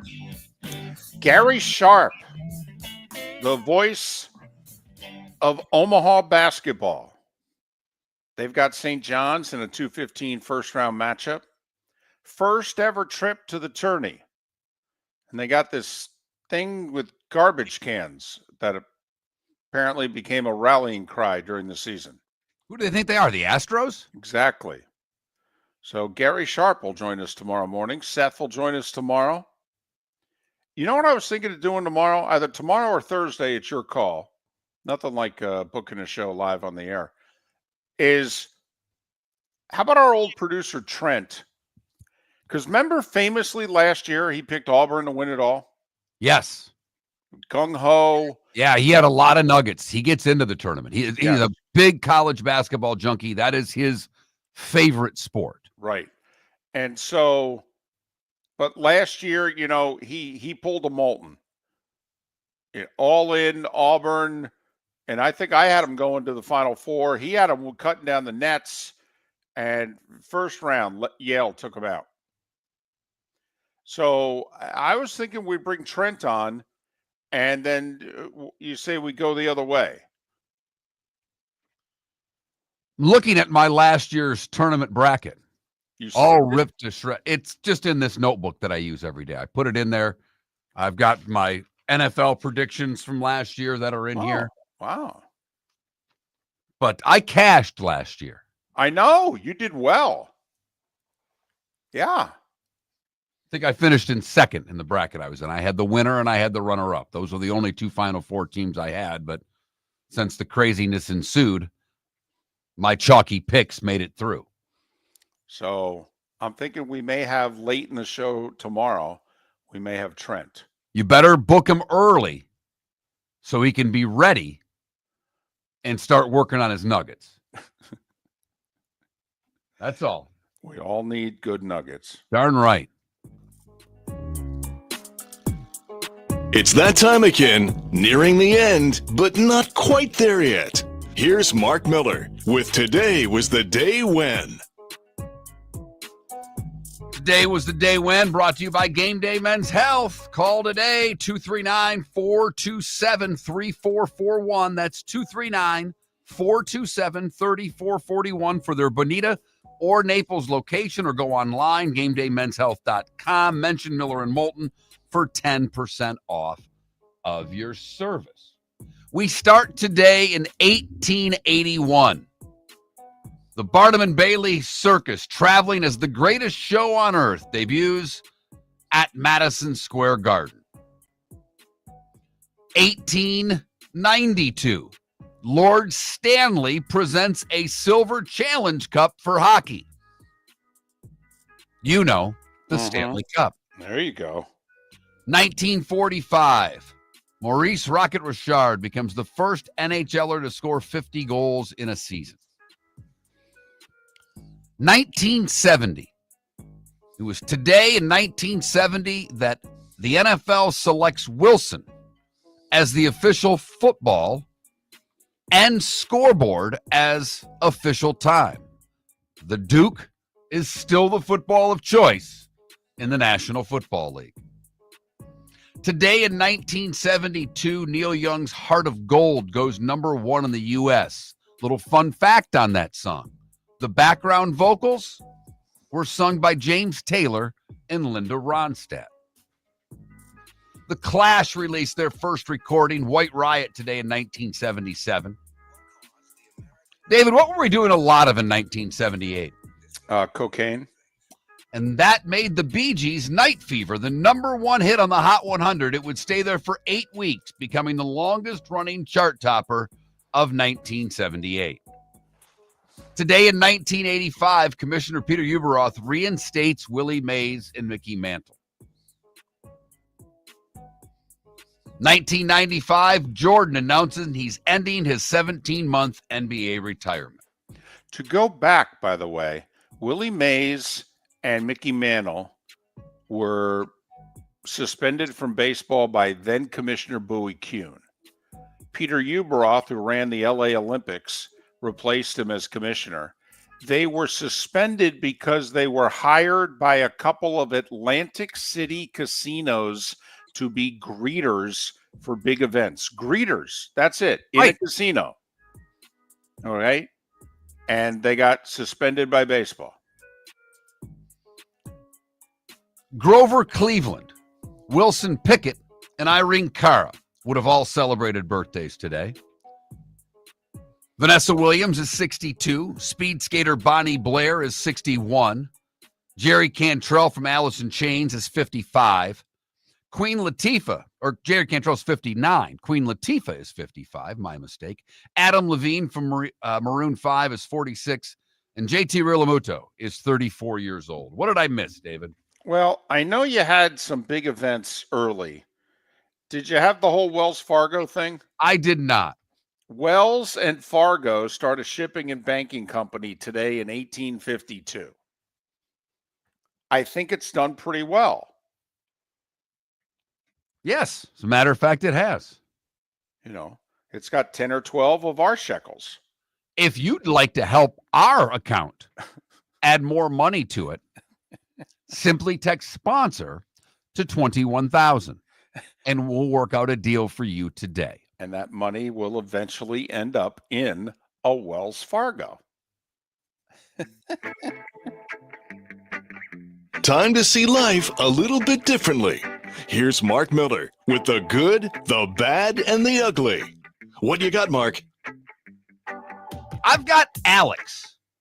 Alex is a teenager, and he, along with the police and Coast Guard and FWC, helped respond to a capsized boat off of Sanibel where all 8 people who were going down with the boat were rescued. The 23-foot boat capsized.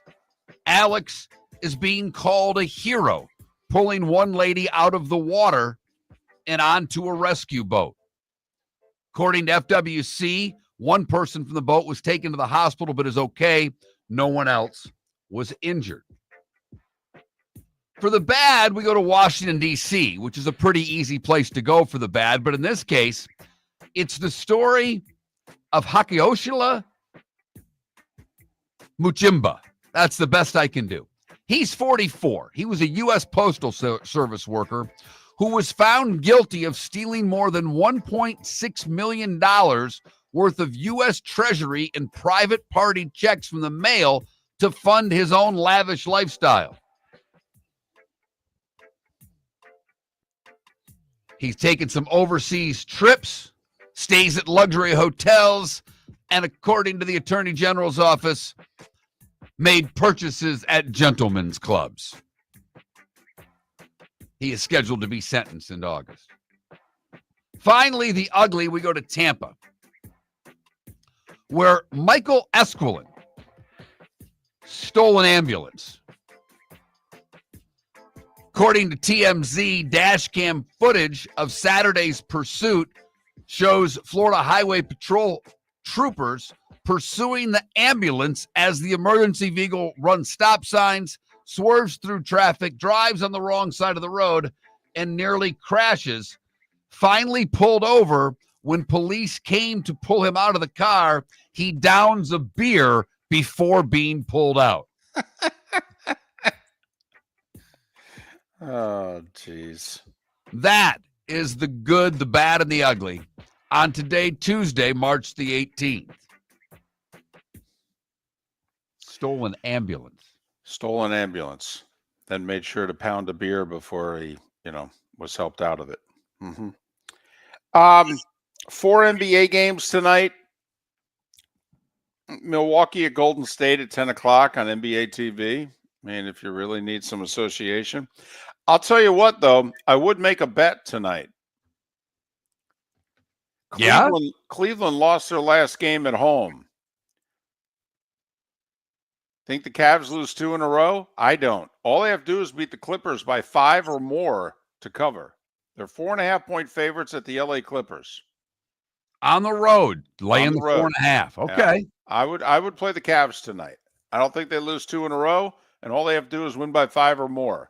Nobody's beaten teams by a wider margin this year than the Cavs. NHL tonight, 9 games. 9. Amazingly, one of them's nationally televised. ESPN at 9 o'clock has the Hockey Club of Utah at Edmonton. Wow. That's a very Turner move, not a very ESPN move right there. Yeah, you would think they would put the 7 o'clock game on, with the guy that's trying to catch Gretzky. Yeah, you mean the Detroit at Washington game? Right, and now take Detroit out of it. This isn't me being a Wings homer. Alex Ovechkin is going to break Wayne Gretzky's record. Correct. It's just a matter of whether or not he does it this year or at the very beginning next year. Put the damn game on. But also, the Wings are 2 points out of a playoff spot. I mean, it's a really big game for the Wings, and then you got the whole Ovechkin thing. For what it's worth, Ottawa at Montreal is a very big game for the playoffs. And so is Calgary at the Rangers. I think both those teams right now are technically the 8 seeds, or Calgary may have fallen out, but anyway. Okay. We got the 2 tournament games tonight on True TV. 4.5 is the number of both. Alabama State, 4.5 point favorite against St. Francis. North Carolina, up to a 4.5 point favorite on San Diego State.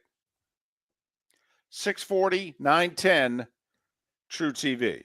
Alabama State actually now down to 3.5 in some places. Yeah, I've got it at 3.5 right now as well. Everybody is rooting, unless you're a North Carolina fan. I don't even know if you're an ACC fan, if you're rooting for the Tar Heels. Probably a little bit, but not a lot. I don't know how ACC, SEC just roots for their conference when in doubt. I don't know if ACC fan roots for North Carolina. But unless you're a North Carolina fan, everybody's pulling for San Diego State tonight. Yep. North Carolina's going to win, right? That's how it works. Yep. The team in the first 4 that shouldn't be there almost always wins. Occasionally they get blown out and everybody goes, see? But more often than not, they win. Do you know there's 7 NIT games tonight? I do. Which, let's face it. A, it's sports on television. If, Alabama State, St. Francis ain't doing it for you. All of a sudden you turn on ESPNU. You got Kent State, St. Bonaventure. ESPN2, Jacksonville State, Georgia Tech. You got 7 games tonight. I would say the most interesting one in terms of name brand, 9 o'clock ESPN2, Wichita State at Oklahoma State. But there's no one playing tonight that you look at as a first 4 out that might mail one in. No. That's kind of one of the things that Miller and Moulton have looked at. The West Virginias, the Indianas of the world. How hard do they play when they really feel like they should be in the NCAA tournament?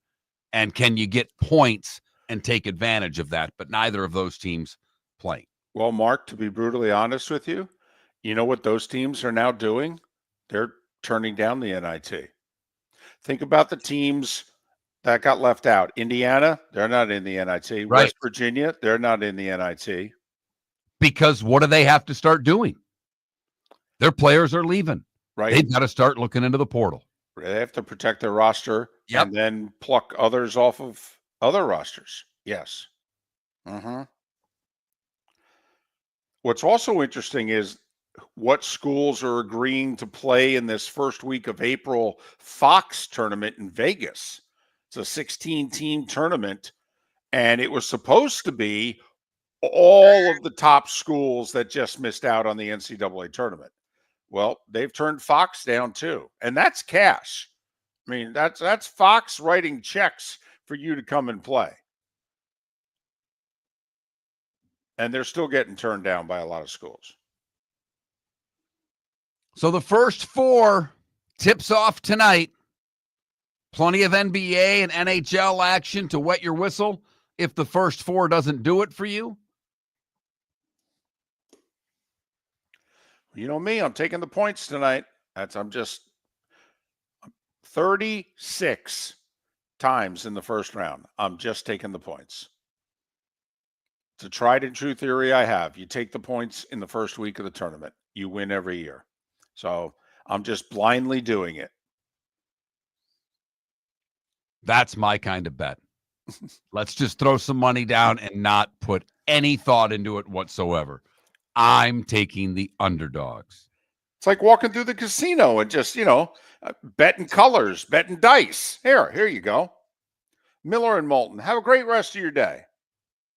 Miller and Moulton are very grateful to you, the listeners, for making us one of the highest rated shows for men, because the working man is one of the toughest demos to reach, and we do. Great sponsors like Floor Meisters, American Paint Supplies, Glass Doctor, Sleep Treatment Direct, Game Day Men's Health and Molly Maid recognize that, and we thank them. And if you own a business and working men are your clientele, the most cost-effective way to reach them is through us. Text Miller and Moulton at 21,000 or directly via X at that Mark Miller or the David Moulton. American Paint Supplies, for nearly 30 years, is your one-stop shop for all your coating needs. If you are a designer, a contractor, a professional painter, or a weekend warrior, American Paint Supplies is the place where experts go to get expert solutions. At 6100 Shirley Street in Naples off of Pine Ridge, American Paint Supplies delivers the best solutions with the best products with the best support. Meet Gene and his team today at American Paint Supplies. Call 239-566-2700. That's 566-2700 or online at AmericanPaintSupplies.net. Basketball's heating up the hardwood. What a great time to stop in at the Floor Meisters and look at their hardwood. A large selection to choose from, including Mirage hardwood flooring. Floor Meisters has a look and style you want. Mirage wood is grown and made in Canada from the finest quality wood flooring you'll find. And while you're in, ask to see the Petite Enfant collection. 5 custom colors made only for the Floor Meisters. So good it has a 35-year warranty. Floor Meisters, 6281 Naples Boulevard,